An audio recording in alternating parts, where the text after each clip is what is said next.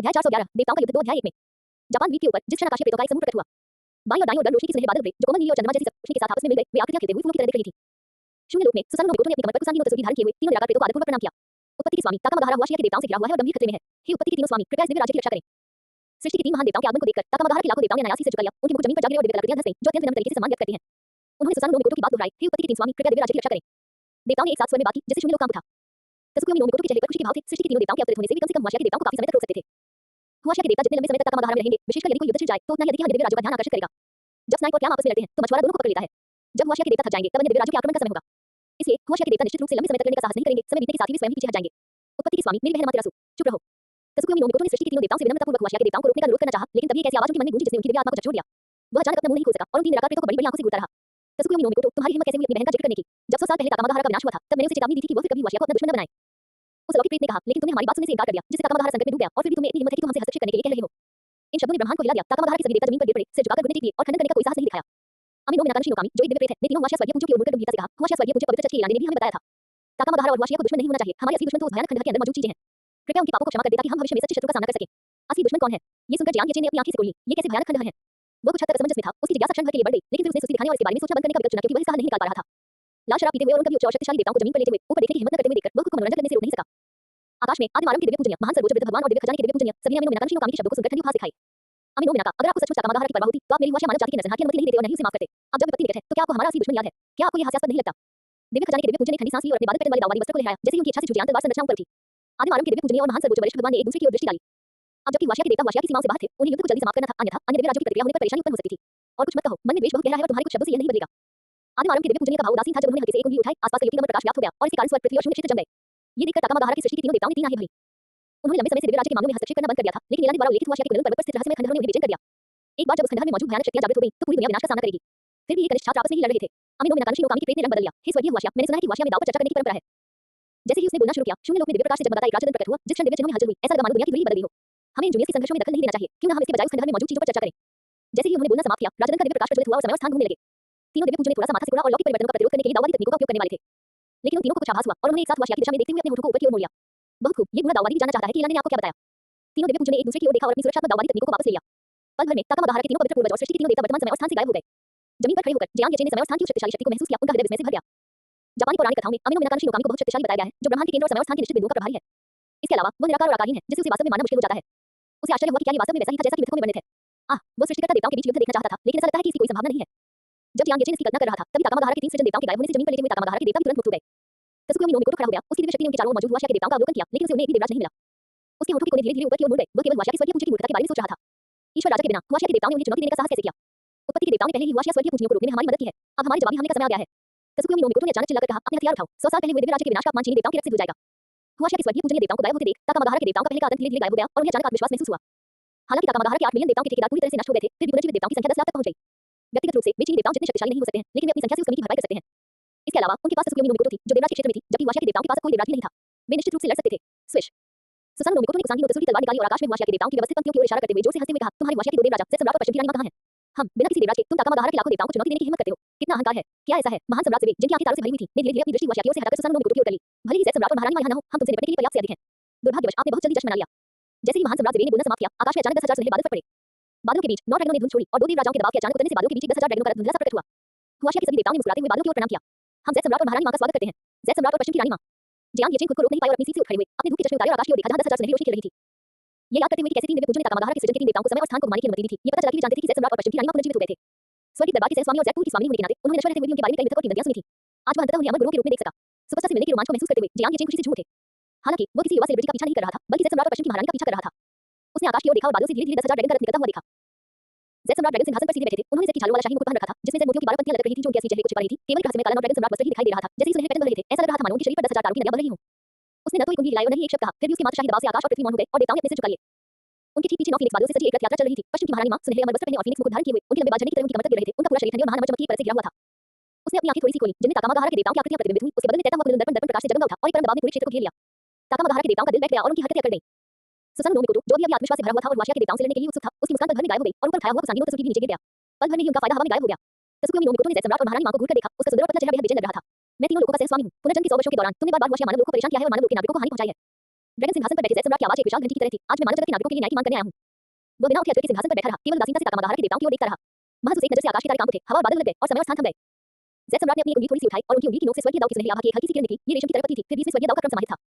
अपनी और आती सुनहरी रोशनी को देखकर तसुकुयो मिनों मिकोटो की पुतलियां अचानक सिकुड़ गईं, जैसे ही उसकी आंखों में चांदनी खिल उठी, उसके शरीर के चारों ओर चांद की छाया संघनित हो गई। लेकिन जैसे ही सुनहरी रोशनी चंद्रमा की छाया को छुई, वो क्षण भर के लिए गायब हो गई। तसुकुयो मिनों मिकोटो का चेहरा विकृत हो गया और उसका शरीर सीधे चंद्रमा में परिवर्तित होकर भाग गया। तुमने कई बार मानव जगत के खिलाफ साजिश रची है और अब भी भागना चाहते हो। क्या मैंने इसकी अनुमति दी है? नौ फीनिक्स क्लाउड रथ पर पश्चिम की रानी मां का हाथ ज़ैद के समान सफेद, थोड़ा ऊपर उठा हुआ था। कुंदन दर्पण ने प्राचीन काल की कीवी को प्रसारित किया और दर्पण की सतह पर राजता के एक छोटे से कन्या अतीत, वर्तमान और भविष्य को प्रतिबिंबित किया। समय तय करो, भाग्य को तोड़ो। पश्चिम की महारानी मां के बोलते ही कुंदन दर्पण अचानक असीम दिव्य प्रकाश से भर उठा। हत्या करने का कोई तीव्र इरादा नहीं था, दिव्य प्रकाश समय की नदी में परिवर्तित हो गया और समय का नियम आगे बढ़ता चला गया। तसुकुयो मिनों मिकोटो को रीढ़ की हड्डी में सिहरन महसूस हुई, जैसे ही वह मुड़ा, वह पहले से ही कुंदन दर्पण की समय की नदी में था। जैसे ही उसने प्रतिरोध करने के लिए जल्दबाजी में चांदनी के नियम को सक्रिय किया, उसके चेहरे का भाव अचानक बदल गया। लेकिन समय की नदी में नियम बर्फ और हिम की तरह पिघल गया और तसुकुयो मिनों मिकोटो के शरीर और दिव्य आत्मा को समय में स्थिर होने के लिए मजबूर होना पड़ा। वह हिल डुल नहीं सकता था और न ही बोल सकता था। पश्चिम की महारानी मां का भाव उदासीन था जब उन्होंने हल्के से इशारा किया, कुंदन दर्पण घुमा और दर्पण की सतह से एक हल्की सफेद रोशनी निकली जो चुपचाप तसुकुयो मिनों मिकोटो के माथे पर पड़ी। ऊर्जा की टकराव की कोई गर्जना नहीं हुई, बस जिस क्षण सफेद प्रकाश तसुकुयो मिनों मिकोटो के माथे से गुजरा, उसी क्षण उनका भौतिक शरीर और दिव्य आत्मा समय की तरह ही गायब हो गए। उनकी दैवीयता चकनाचूर हो गई और शेष दिव्य आत्मा समय की उथल-पुथल में बह गई और शून्यता में विलीन हो गई। पश्चिमी महारानी ने धीरे से अपना हाथ नीचे कर लिया, उनके चेहरे पर कोई प्रतिक्रिया नहीं दिखी। लेकिन जब ताकामागाहरा के देवताओं ने देखा कि देवराज राज्य के चंद्र देवता को पश्चिम की हुआशिया रानी मां ने इतनी आसानी से मार गिराया है, तो उनके दिलों में भय की भावना फैल गई। चंद्रमा देवता को हुआशिया देव राजा ने इतनी आसानी से मार डाला, फिर हमारे पास उनका मुकाबला करने की क्या क्षमता बची है? क्या हमें आत्मसमर्पण कर देना चाहिए? हम तो केवल आदेशों का पालन कर रहे थे। अब जबकि मास्टरमाइंड तसुकुयो मिनों मिकोटो मर चुका है, हुआशिया, तुम क्या सोच रहे हो? इस रवैये के साथ क्या हुआशिया के देवता हमें जाने देंगे? तुम तो बस अपने देख रहे हो। तुम सब चुप हो जाओ। देवताओं की घबराहट भरी चर्चा सुनकर सुसानु मिनों मिकोटो की आंखें लाल हो गई और उन्होंने कुसांगी नो तसुकी को कसकर पकड़ते हुए कहा, चूंकि हम में से भी मरने वाले हैं, इसलिए हम हुआशिया के देवताओं के लिए इसे आसान नहीं बना सकते। सुनो, सभी देवताओं, अपनी पूरी ताकत से उनसे लड़ो।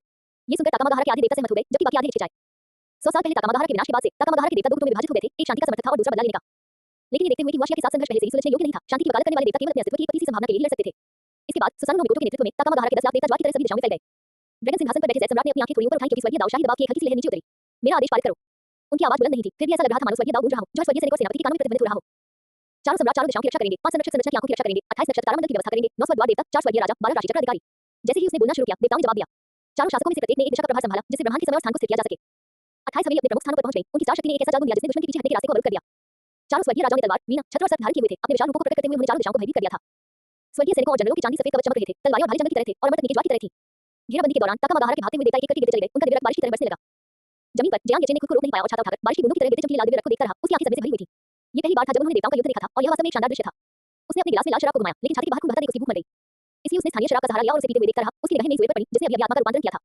नींद के देवता के अलावा ये दूसरा देवता था जिसका उसने पालन पोषण किया था, उसे देखना था कि उसकी शक्ति कैसी है। होठों पर मुस्कान लिए जियांग येचेन ने अपने विभाग के सदस्यों को मजबूत होते देखकर अपने दिल में उपलब्धि का एहसास किया। उसने मेज को देखा, जिसके चारों ओर इच्छा का नियम व्याप्त था और वह ब्रह्मांडीय तारों की विशाल श्रृंखला के भीतर प्रकट हुई। ताकामागाहरा के उन देवताओं को महान संनिवार प्रतिबंधित देखकर उसकी आंखें गुलाबी दिव्य प्रकाश से चमक उठी और उसने अपने दाहिने हाथ को हल्के से भींच लिया क्योंकि नियम में हलचल मच रही थी।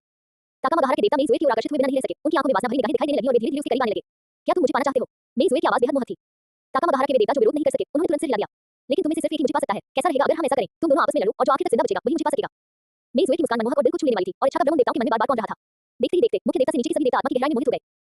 जैसे ही उसने ये कहा, ताकामागाहरा के देवता तुरंत एक दूसरे का वध करने लगे, खून की छींट छोड़ने लगे, वे उन्माद और जुनून में डूबे हुए थे।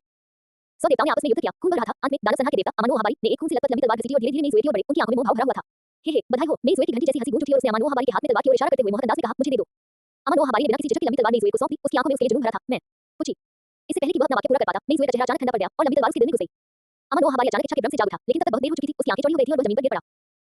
मेज की वह मुस्कान जिसने कुछ ही पल पहले देवताओं को मोहित कर लिया था, गायब हो गई और उसकी जगह केवल एक ठंडी अभिव्यक्ति रह गई, जैसे कांटों से घिरा गुलाब। अध्याय 412 ईश्वर युद्ध का समापन, 2 अध्यायों का एक संकलन। ताकामागाहरा नश्वर लोक। आकाश का गुंबद फट गया, एक तरफ दिव्य प्रकाश एक सौ चक्र की तरह उतरा, जिसमें दिव्य अधिकार और फरमान एक ऐसे जाल बने हुए थे जिससे बचना संभव था। दूसरी ओर दाववादी छंद पहाड़ों और नदियों की तरह बहते थे, जैसे तारों की गति असंख्य लोगों की शक्ति को आकर्षित करती थी। बादलों के ऊपर आकृतियां उमड़ रही थी, उनका दिव्य प्रकाश आकाश को घेर रहा था और तारों की कक्षाओं को चकनाचूर कर रहा था। जैसे ही जापान के मनुष्यों ने माउंट फूजी को गायब होते देखा, वे एक एक करके घुटनों पर गिर पड़े, यह मानते हुए कि देवताओं ने उन पर विपत्ति भेजी है। आकाश में टिमटिमाते दिव्य प्रकाश को निहारते हुए उन्होंने श्रद्धापूर्वक प्रार्थना की। इसी क्षण आकाश में अचानक एक हल्की सुनहरी चमक दिखाई दी। मेजुएट, जिसने अमानो हबारी को मारने के लिए एक लंबी तलवार का इस्तेमाल किया था, ने अपनी तलवार को झटका दिया और दोनों हाथों से राजाओं की सुनहरी पवित्र प्याले को ऊपर उठाया। जैसे ही दिव्य शक्ति उसमें समाहित हुई, पवित्र प्याले से एक हल्की सुनहरी रोशनी निकली, जो धीरे-धीरे सुनहरे धागों में परिवर्तित होकर जमीन पर उतरने लगी। ताकामागाहरा के देवताओं के शवों के साथ सुनहरे धागे आपस में लिपटे हुए थे और एक प्रबल जीवन शक्ति बाढ़ की तरह पवित्र प्याले में समाहित हो गई। पवित्र प्याले में मौजूद चमकीला लाल तरंग आंखों से दिखाई देने वाली गति से बढ़ने लगा और कुछ ही क्षणों में छलक कर बह गया। मेजुएट ने पवित्र प्याले में उमड़ते लाल तरंग को नीचे देखा, उसकी आंखें थोड़ी कांप रही थी, उसे ऐसा लग रहा था जैसे वह सपने में हो। अगर जियांग येचेन न होती, तो शायद वह बहुत पहले अपनी बहन के शव को वापस लाने के रास्ते में मर गई होती, एफ्रोडाइट की यातनाओं के तहत दम तोड़ दिया होता और अपने इकलौते रिश्तेदार को फिर कभी न देख पाती। लेकिन जियांग येचेन के रूपरंग के कारण उसने संकट के समय में उसकी रक्षा की थी, ठीक वैसे ही जैसे उसकी बहन ने बचपन में की थी। उन्होंने उसकी बहन को पुनर्जन्म का मौका भी दिया। मेजुएट की निगाहें थोड़ी सी घूमी और जमीन पर शोक का आनंद ले रही जियांग येचेन पर टिक गईं और उसने उन्हें एक प्यारी सी मुस्कान दी। इस मुस्कान ने दिव्य पद को भी प्रभावित कर दिया। ताकामागाहरा के देवता ब्रह्मांडीय तारों की विशाल श्रृंखला में फंस गए और क्षण भर के लिए स्वयं को खो बैठे। राजाओं के पवित्र प्याले को पकड़े हुए मेजुएट धीरे-धीरे जमीन पर उतरी और जियांग येचेन की ओर चली गई। मेरे प्रिय विभागाध्यक्ष, मेरे प्रदर्शन ने आपको निराश तो नहीं किया, है ना? मेजुएट ने अपने पहले के ठंडे और शालीन भाव को छोड़कर एक आकर्षक और चंचल मुस्कान बिखेरी। उन मनमोहक आंखों ने प्रकाश की चमक से जगमगाते हुए सीधे उसकी ओर देखा। आह, ये काफी अच्छा था। जियांग येचेन ने थोड़े सख्त भाव से सिर हिलाया। क्या मेजुएट मुझे सीधे मेरे नाम से नहीं बुलाती थी? अचानक विभाग प्रमुख क्यों? हालांकि मेजुएट के वासना की देवी बनने के बाद केवल कुछ शब्दों से देवताओं को मोहित करने और उन्हें एक दूसरे को मारने के लिए मजबूर करने की उसकी क्षमता वास्तव में प्रभावशाली थी। विभाग में इतने सक्षम सदस्य के साथ उनके लिए भविष्य में कामचोरी का जीवन जीना बहुत आसान हो जाएगा। बस ठीक-ठाक, क्या आप मेरी थोड़ी और तारीफ नहीं कर सकते? मेजुएट के गाल थोड़े फूल गए और उसने आंखें घुमाते हुए उसे देखा। जियांग येचेन ने अपने हाथ फैलाए। मेरी राय में मैं बस यथार्थवादी बन रहा हूं। तुम, मेजुएट ने अपनी छोटी मुट्ठियां थोड़ी भींच लीं, लेकिन जियांग येचेन की ताकत के बारे में सोचते ही उसका गुस्सा तुरंत गायब हो गया। जियांग येचेन की तुलना में उसकी थोड़ी सी ताकत वास्तव में कुछ खास मायने नहीं रखती थी। ठीक है, जियांग येचेन ने मेई जुए के हाथों में पकड़ी पवित्र प्याली पर एक नजर डाली। भरी हुई पवित्र प्याली तुम्हारी बहन को पुनर्जीवित करने के लिए काफी है।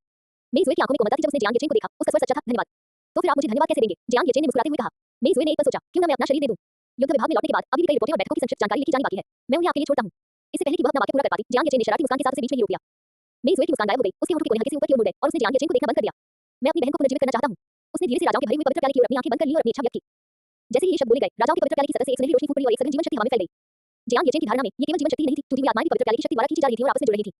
धीरे-धीरे टिमटिमाती सुनहरी रोशनी के बीच एक आकृति धीरे-धीरे उभरी, मानो सुनहरी रोशनी के स्नान से जन्मी हो। पवित्र प्याले में मौजूद लाल तरल आधा कम हो गया था, लेकिन युद्ध के मैदान में इतने सारे बलिदानों के कारण ये कुछ ही क्षणों में फिर से भर गया। सुनहरी चमक मिट गई और उनके सामने मेई जुए जैसी लंबी, मादक लाल बालों वाली एक महिला प्रकट हुई। कैन। मेई जुए के हाथ में मौजूद पवित्र प्याला जमीन पर गिर गया, लेकिन चमत्कारिक रूप से उसके अंदर का लाल तरल बाहर नहीं गिरा। बहन। उसने उस आकृति को देखा, उसकी आंखें धीरे-धीरे नम हो गईं और उसने धीरे से पुकारा। साधारण स्कर्ट पहने हुए जादू की देवी ने परिचित पुकार सुनी और धीरे-धीरे अपनी बंद आंखें खोली। उसने अचानक अपना सिर घुमाया और जैसे ही उसने अपनी छोटी बहन को देखा, उसका चेहरा भावहीन हो गया। जुएर। अपनी बहन की आवाज सुनकर मेई जुए की आंखों के कोनों से क्रिस्टल जैसे आंसू बहने के और आगे बढ़ी और खुद को डाई ऑफ एन्चेंटमेंट के आलिंगन में झोंक लिया। बहन, मुझे तुम्हारी बहुत याद आई। उसकी आवाज सिसकियों से भर गई थी। डाई ऑफ एन्चेंटमेंट अभी भी सदमे में थी, उसे अपनी यादों में अपनी मृत्यु स्पष्ट रूप से याद थी। क्या मृत्यु के बाद यह एक भ्रम है? लेकिन यह इतना वास्तविक क्यों लगता है? डाई ऑफ एन्चेंटमेंट ने धीरे से अपने हाथ अपनी बहन की पीठ पर रखे और उसकी निगाहें धीरे-धीरे उसके सामने बैठे जियांग येचेन पर टिक गईं। ये वही है। उसकी अतीत की यादों में एक बहुत धुंधला सा अंश था। उसके सामने खड़े उस व्यक्ति ने उसे कहा था कि वह अपनी बहन को आखिरी बार देखने के लिए भविष्य में जाए। क्या उसका पुनरुत्थान भी उसी के कारण हो सकता है? डाई ऑफ एन्चेंटमेंट की ठंडी आंखों में सम्मान का भाव भरा हुआ था। जियांग येचेन ने भी डाई ऑफ एन्चेंटमेंट की निगाहों को महसूस किया और हल्की सी मुस्कान के साथ उसे सिर हिलाकर अभिवादन किया। दोनों बहनों के पुनर्मिलन की खुशी देखकर उन्हें यह महसूस हुआ कि उन्होंने कुछ अच्छा किया है, जिससे उन्हें सुकून मिला। ऐसा लगता है कि जिन लोगों ने देवताओं के साथ अनुबंध किया है, उन सभी का जीवन दुख में है।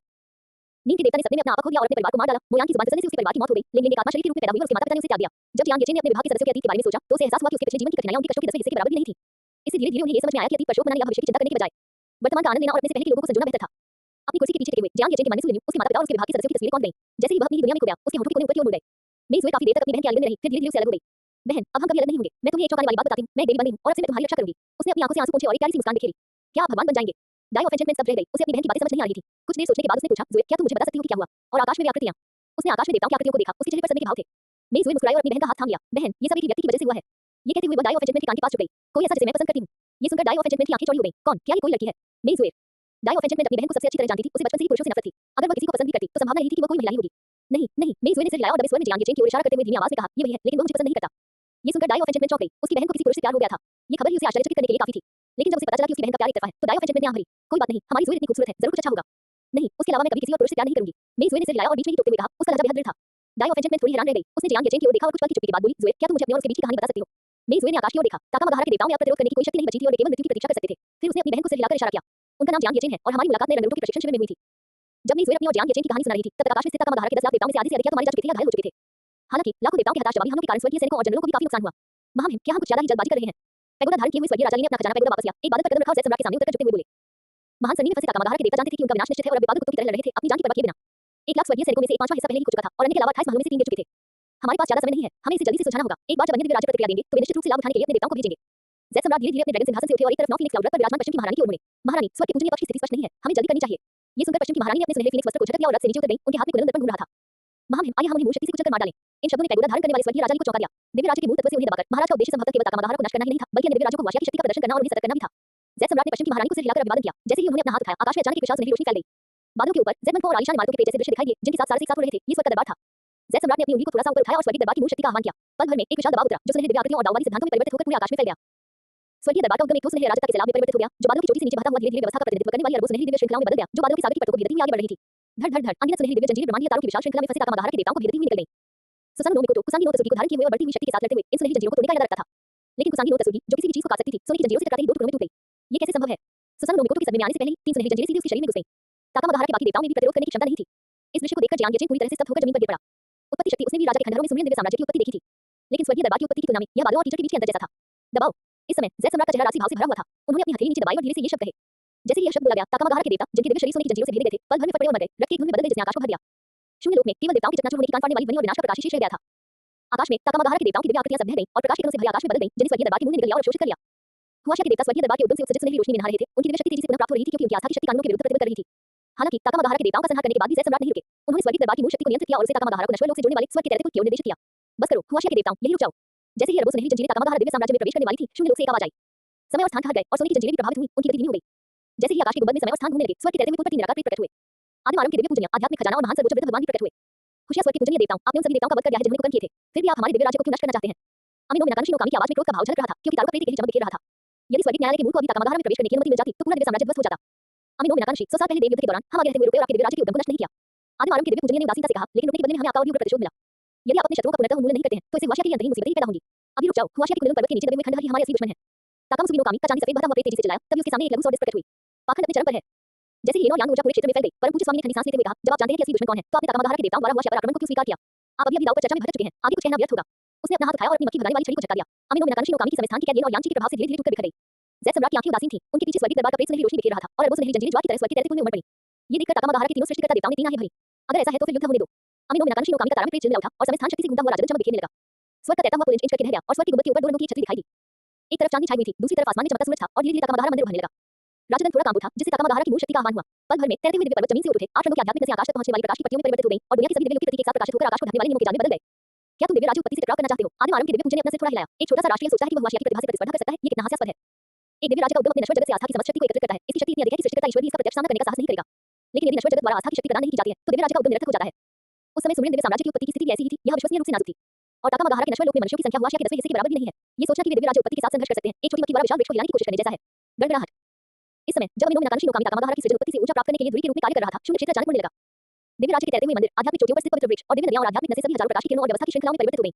उसके एक विचार के साथ वे स्वर्गीय न्यायालय की उत्पत्ति द्वारा निर्मित अरबों सुनहरी जंजीरों की ओर सीटी बजाते हुए बढ़े। वे जहां भी गए, तारे अपनी जगह से हिल गए, शून्य लोक चकनाचूर हो गया और ताकामागाहारा के लिए अद्वितीय दिव्य लोक की छाप अंकित हो गई। जिस क्षण दोनों उत्पत्तियां आपस में टकराईं, आकाश में सन्नाटा छा गया। एक बेहद तेज सफेद रोशनी ने सब कुछ निगल लिया, जिसके बाद एक ऐसी घटना हुई जिसने अंतरिक्ष को चकनाचूर कर दिया। आदिम आरंभ की अपेक्षा के अनुसार ताकामागाहारा उत्पत्ति धीरे-धीरे पीछे हटती गई और हुआशिया की अरबों इकाइयों की आस्था शक्ति को एकत्रित करने वाली उत्पत्ति की सुनहरी जंजीरों के सामने परत दर परत विघटित होती चली गई। ताकामागाहारा के तीन सृष्टिकर्ता देवताओं के प्रेत काम को थे, मानव विश्वास या शायद भय के कारण, निराकार होने के कारण उन पर कोई भाव नहीं दिखाई देते थे। स्वर्ग के दरबार के उद्गम से उत्पन्न स्वर्णिम जंजीरें ताकामागाहारा में प्रवेश कर गईं और दिव्य राज्य के मंदिरों के चारों ओर लिपट गईं। टिमटिमाते सुनहरे प्रकाश के बीच मंदिर चकनाचूर हो गए और उनमें संचित आस्था की शक्ति बाहर निकल गई। इस दृश्य को देखकर ताकामागाहारा के तीनों सृष्टिकर्ता देवताओं ने आहें भरी। हुआशिया हेवनली वेरिएबल, आपने जीत हासिल कर ली है। उनके शब्दों में बेबसी और उदासी के साथ-साथ पछतावे की झलक भी थी। अध्याय 413 ताकामागाहारा का विनाश, विभिन्न दिव्य राज्य सब रह गए। 2 अध्याय 1 में बादलों के विशाल सागर से घिरा ताकामागाहारा मूल रूप से देवताओं की एक शाश्वत पवित्र भूमि थी। लेकिन स्वर्गीय दरबार की उत्पत्ति द्वारा निर्मित स्वर्णिम जंजीरों के उछाल और घुटन के कारण स्वर्ग का तैरता हुआ पुल चकनाचूर हो गया और दिव्य राज्य के आकाश में एक गहरी दरार खुल गई। स्वर्ग के भी स्तंभ जो दिव्य लोक को सहारा देते थे, बीच से टूटे, दिव्य प्रतीक चिन्ह करके चूर-चूर हो गए क्योंकि छावाओं ने दिव्य प्रकाश और चेरी ब्लॉसम की बर्फ को उड़ा दिया। अमातेरासु ओमिकामी का सूर्य मंदिर एक जोरदार धमाके के साथ ढह गया, सोने से जड़ा महल नश्वर दुनिया में गिर गया, सफेद की चिड़ियां चूर-चूर हो गईं और सूरज का प्रकाश मंद और चमकहीन हो गया। एक-एक करके तैरते हुए दिव्य बीच शून्य लोक में समा गए। दिव्य राज्य की सीमाएं मुड़ गईं, सिमट गईं और समाहित हो गईं। कभी शाश्वत पवित्र भूमि राजत्व द्वारा टुकड़े-टुकड़े कर दी गई, असीम अंधकार में परिवर्तित हो गई। मानव जगत में जापानी द्वीपों के मनुष्यों ने आकाश को गिरते हुए इस दृश्य को देखा और भय से भरे चेहरों के साथ सभी दिशाओं में भाग गए। बहुत पहले लुप्त हो चुके माउंट फूजी के ऊपर ताकामागाहारा के तीन सृष्टिकर्ता देवताओं ने भी अपने प्रेत स्वरूपों को धीरे-धीरे पारदर्शी होते देखा, क्योंकि दिव्य साम्राज्य की उत्पत्ति बिखर गई थी। दिव्य राज्य का उद्गम ही देवताओं की आस्था और शक्ति का स्रोत है। इसके बिना देवता अत्यंत गति से अपने लोकों से गिर पड़ते और अंततः नश्वर मनुष्यों से भी नहीं रह जाते। अमीनो मिनाकांशी नो कामी ने धीरे-धीरे अपना राजदंड नीचे किया। उनका सूक्ष्म प्रेत रूप ऐसे झिलमिला रहा था मानो वो विलीन होने ही वाला हो। ताकामुसुगी नो कामी और कामिमुसुगी नो कामी को भी लड़ाई जारी रखने की कोई इच्छा नहीं थी। दिव्य राज्य के बिखर जाने के बाद चाहे वे कितना भी संघर्ष करें, अंतिम परिणाम उनकी दिव्य शक्ति का क्षय और उनका नश्वर प्राणी बन जाना ही होगा। अमीनो मिनाकांशी ताकामागाहारा नष्ट हो चुका है, आप अपनी सहनशक्ति की सीमा तक पहुंच चुके हैं। जैसे सम्राट अपने ड्रैगन सिंहासन पर बैठ गए, उनका चेहरा गंभीर था। मैं इस बात को ध्यान में रखता हूं कि आपने हुआशिया के आक्रमण में भाग नहीं लिया। जब तक आप अपनी दिव्य शक्ति का विमोचन करते हैं, मैं आपको जीने का एक रास्ता दे सकता हूं। वो दयालु नहीं था, बल्कि हुआशिया के देवताओं ने आधा महीना पहले हुआशिया महान संरचना को बनाए रखने में 100 साल की साधना खो दी थी और इस महान युद्ध के बाद वे पहले से ही थक चुके थे। ताकामागाहारा के तीनों सृष्टिकर्ता देवता भले ही अपनी सहनशक्ति की सीमा पर पहुंच गए हों, फिर भी बिना कीमत चुकाए तीनों सृष्टिकर्ता देवताओं को मारना असंभव होगा। हे आकाशीय प्रेत हंस पड़ा, हुआशिया के देवताओं, आपने ताकामागाहारा को नष्ट कर दिया। हमें आपसे मृत्यु तक लड़ना चाहिए था। दुर्भाग्यवश मैंने शुरू से ही कहा है कि हमें दुश्मन नहीं होना चाहिए। अमीनो मिनाकांशी नो कामी ने ताकामुसुगी नो कामी और कामिमुसुगी नो कामी का सामना किया, उसका प्रेत रूप टिमटिमा रहा था। क्या वाकई ऐसा ही होना चाहिए? हमारा राज्य अभी तक नष्ट नहीं हुआ है, हम अभी भी लड़ सकते हैं। कामिमुसुगी नो कामी का प्रतिनिधित्व करने वाले हरे रंग के प्रकाश के गोले ने गुस्से भरी आवाज निकाली। ये बेकार है। ताकामुसुगी नो कामी का लाल प्रकाश का गोला झिलमिला उठा। भले ही ताकामागाहारा को हुआशिया ने नष्ट न किया हो, लेकिन उस खंडहर में मौजूद चीजें जागृत हो गई तो उसका भी अंत हो जाएगा। अमीनो मिनाकांशी नो कामी की आवाज में थकान झलक रही थी जब उन्होंने कहा, ये लाने ने हमें जो दिखाया है उसे मत भूलो। हुआशिया ही एकमात्र दिव्य राज्य है जो उन चीजों का सामना करने में सक्षम है। इन शब्दों ने तुरंत कामिमुसुगी नो कामी को चुप करा दिया। अमीनो मिनाकांशी नो कामी को पता था कि वह सहमत हो गया है। उसका सूक्ष्म प्रेत हुआशिया स्वर्गीय पूज्य की ओर मुड़ा और उसके चारों ओर की दिव्य शक्ति और नियम क्षीण होने लगे। चीनी देवताओं के बारे में हम सहमत हो सकते हैं, लेकिन आपको हमें एक बात का वादा भी करना होगा। ज़ैद सम्राट ने थोड़ा भौहें चढ़ाईं, बोलो, उसकी रक्षा करो। कुनलुन पर्वत के नीचे स्थित खंडहर से निपटने के लिए वो सबसे महत्वपूर्ण व्यक्ति है। अमीनो मिनाकांशी नो कामी ने अपनी विलीन होती दिव्य शक्ति का उपयोग करके एक चांदी सफेद धागा बनाया और उसे जमीन पर पड़े जियांग येचेन की कलाई से जोड़ दिया। प्रश्नवाचक चिन्ह, प्रश्नवाचक चिन्ह, प्रश्नवाचक चिन्ह। जियांग येचेन ने अपना हाथ उठाया और अपनी कलाई पर बंधी चांदी जैसे सफेद धागे को देखा। उसका मन सवालों से भरा हुआ था। रुको, इसमें मेरा क्या रोल हो गया? और कुनलुन पर्वत के नीचे वो खंडहर आखिर है क्या? इस क्षण हुआशिया के परम पूज्य और सभी देवताओं की निगाहें एक साथ उनकी ओर मुड़ गईं। जूनियर मार्शल ब्रदर, क्या वो कुनलुन पर्वत के नीचे स्थित उस भयानक खंडहर से निपट सकता है? आपको पता होना चाहिए कि 100 साल पहले 3 हुआशिया सृष्टिकर्ता देवताओं और पवित्र चक्र ईरानी को उस खंडहर को बड़ी मुश्किल से दबाने में लगा था। अमीनो मिनाकांशी नो कामी के शब्दों को सुनकर कछुआ आत्मा पवित्र माता ने स्तब्धता का भाव दिखाया। गोल्डन स्पिरिट होली मदर ने अपना बर्फीला चेहरा बरकरार रखा, लेकिन अपने जूनियर मार्शल ब्रदर को देखते हुए उनकी आंखें कई बार झपकी। हमारे कनिष्ठ मार्शल ब्रदर ने हुआशिया ग्रेट फॉर्मेशन को बनाए रखने के लिए फॉर्मेशन प्लेट भी तैयार कर ली थी। शायद ये सचमुच वैसा ही है जैसा अमीनो मिनाकांशी ने कहा है। प्रचुर खजाने वाले दाऊवादी ने अपनी ठोड़ी पर हाथ फेरा, उनकी आंखों में थोड़ी सी उम्मीद झलक रही थी। ड्रैगन सिंहासन पर बैठे हुए ज़ैद सम्राट और पश्चिम की सुंदर महारानी मां जियांग येचेन के बारे में जानने के लिए उत्सुक हुए बिना नहीं रह सके। स्वर्गीय राजा ली, वह कौन है? महामहिम को सूचित करते हुए वो दिव्य खजाने के परम पूज्य के अधीन 5वें निजी शिष्य हैं। वो महान नायक भी हैं जिन्होंने हुआशिया महान संरचना को बनाए रखने और हुआशिया के संकट को हल करने के लिए गठन पट्टिका अर्पित की थी, जिनका नाम जियांग येचेन है। पैगोडा धारण करने वाले स्वर्गीय राजा ली ने हाथ जोड़कर प्रणाम करते हुए ज़ैद सम्राट को सूचना दी। शाही वस्त्रों से सजे ज़ैद सम्राट की आंखों में एक अजीब सी चमक दिखाई दी। जियांग येचेन परम पूज्य के शिष्य। वो मन ही मन कुछ बुदबुदाया, फिर वीनस की ओर मुड़ा। वीनस, इस युद्ध के समाप्त होने के बाद उसे स्वर्ग के दरबार में बुला लेना। मैं उसे उसके गुणों के लिए पुरस्कृत करूंगा। जी महाराज, वीनस ने झुककर उत्तर दिया। ज़ैद सम्राट ने हल्के से सिर हिलाया और ताकामागाहारा के तीन सृष्टिकर्ता देवताओं की ओर देखा। स्वाभाविक रूप से वह हुआशिया का नायक है, मैं निश्चित रूप से उसकी रक्षा करूंगा। आप तीनों अपनी मर्जी से जो चाहे करें। सृष्टि के तीनों देवताओं ने एक दूसरे की ओर देखा, उनकी दिव्य शक्ति और नियम तेजी से क्षीण होते चले गए। वे प्रेत जैसी आकृतियां और प्रकाश के गोले धीरे-धीरे पारदर्शी हो गए और अंततः गायब हो गए।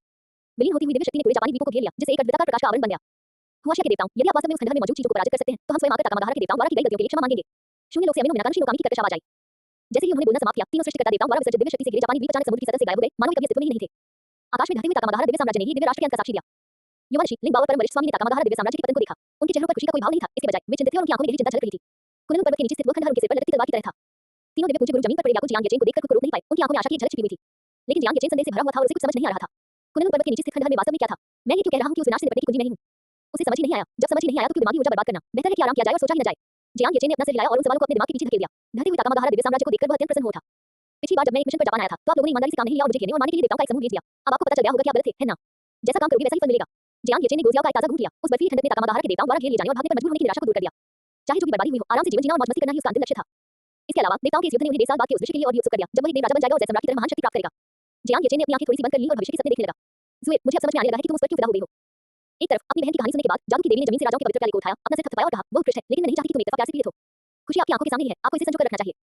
अपनी बहन की बातें सुनकर नई ज़ुए थोड़ी स्तब्ध रह गई और उसकी निगाहें धीरे-धीरे राजाओं के पवित्र प्याले पर टिक गईं। क्या बहन चाहती है कि मैं पवित्र वेद से यह मनोकामना करूं कि जियांग येचेन भी मुझे पसंद करने लगे? उसके हाथ हल्के से कांप रहे थे, उसकी आंखें अविश्वसनीय रूप से जटिल थीं, जिनमें आशा और झिझक दोनों भरी हुई थी। जैसे ही उसका हाथ पवित्र वेद को छुआ, उसने अपने लाल होठों को काटा, जियांग येचेन की ओर एक नजर डाली और मन ही मन कुछ बुदबुदाई। मैं जियांग येचेन के साथ हमेशा के लिए रहना चाहती हूं, भले ही मुझे उनके लिए घोड़े की तरह काम करना पड़े। उसने अपनी बहन की सलाह नहीं मानी और नहीं वो जियांग येचेन और सुलिन के बीच के प्यार को नष्ट करने वाली तीसरी पार्टी बनना चाहती थी। वो केवल उस प्रकाश के साथ रहना चाहती थी जिसने कभी उसके अंधेरे को रोशन किया था, अपने दिल में बसे प्यार को गहराई से छिपाकर। मेरी ज़ुए की मनमोहक और भावपूर्ण आंखें उस प्रकाश से भरी हुई थी, जो तब प्रकट होता था जब वह अंधेरे में निराशा में डूब रही होती थी।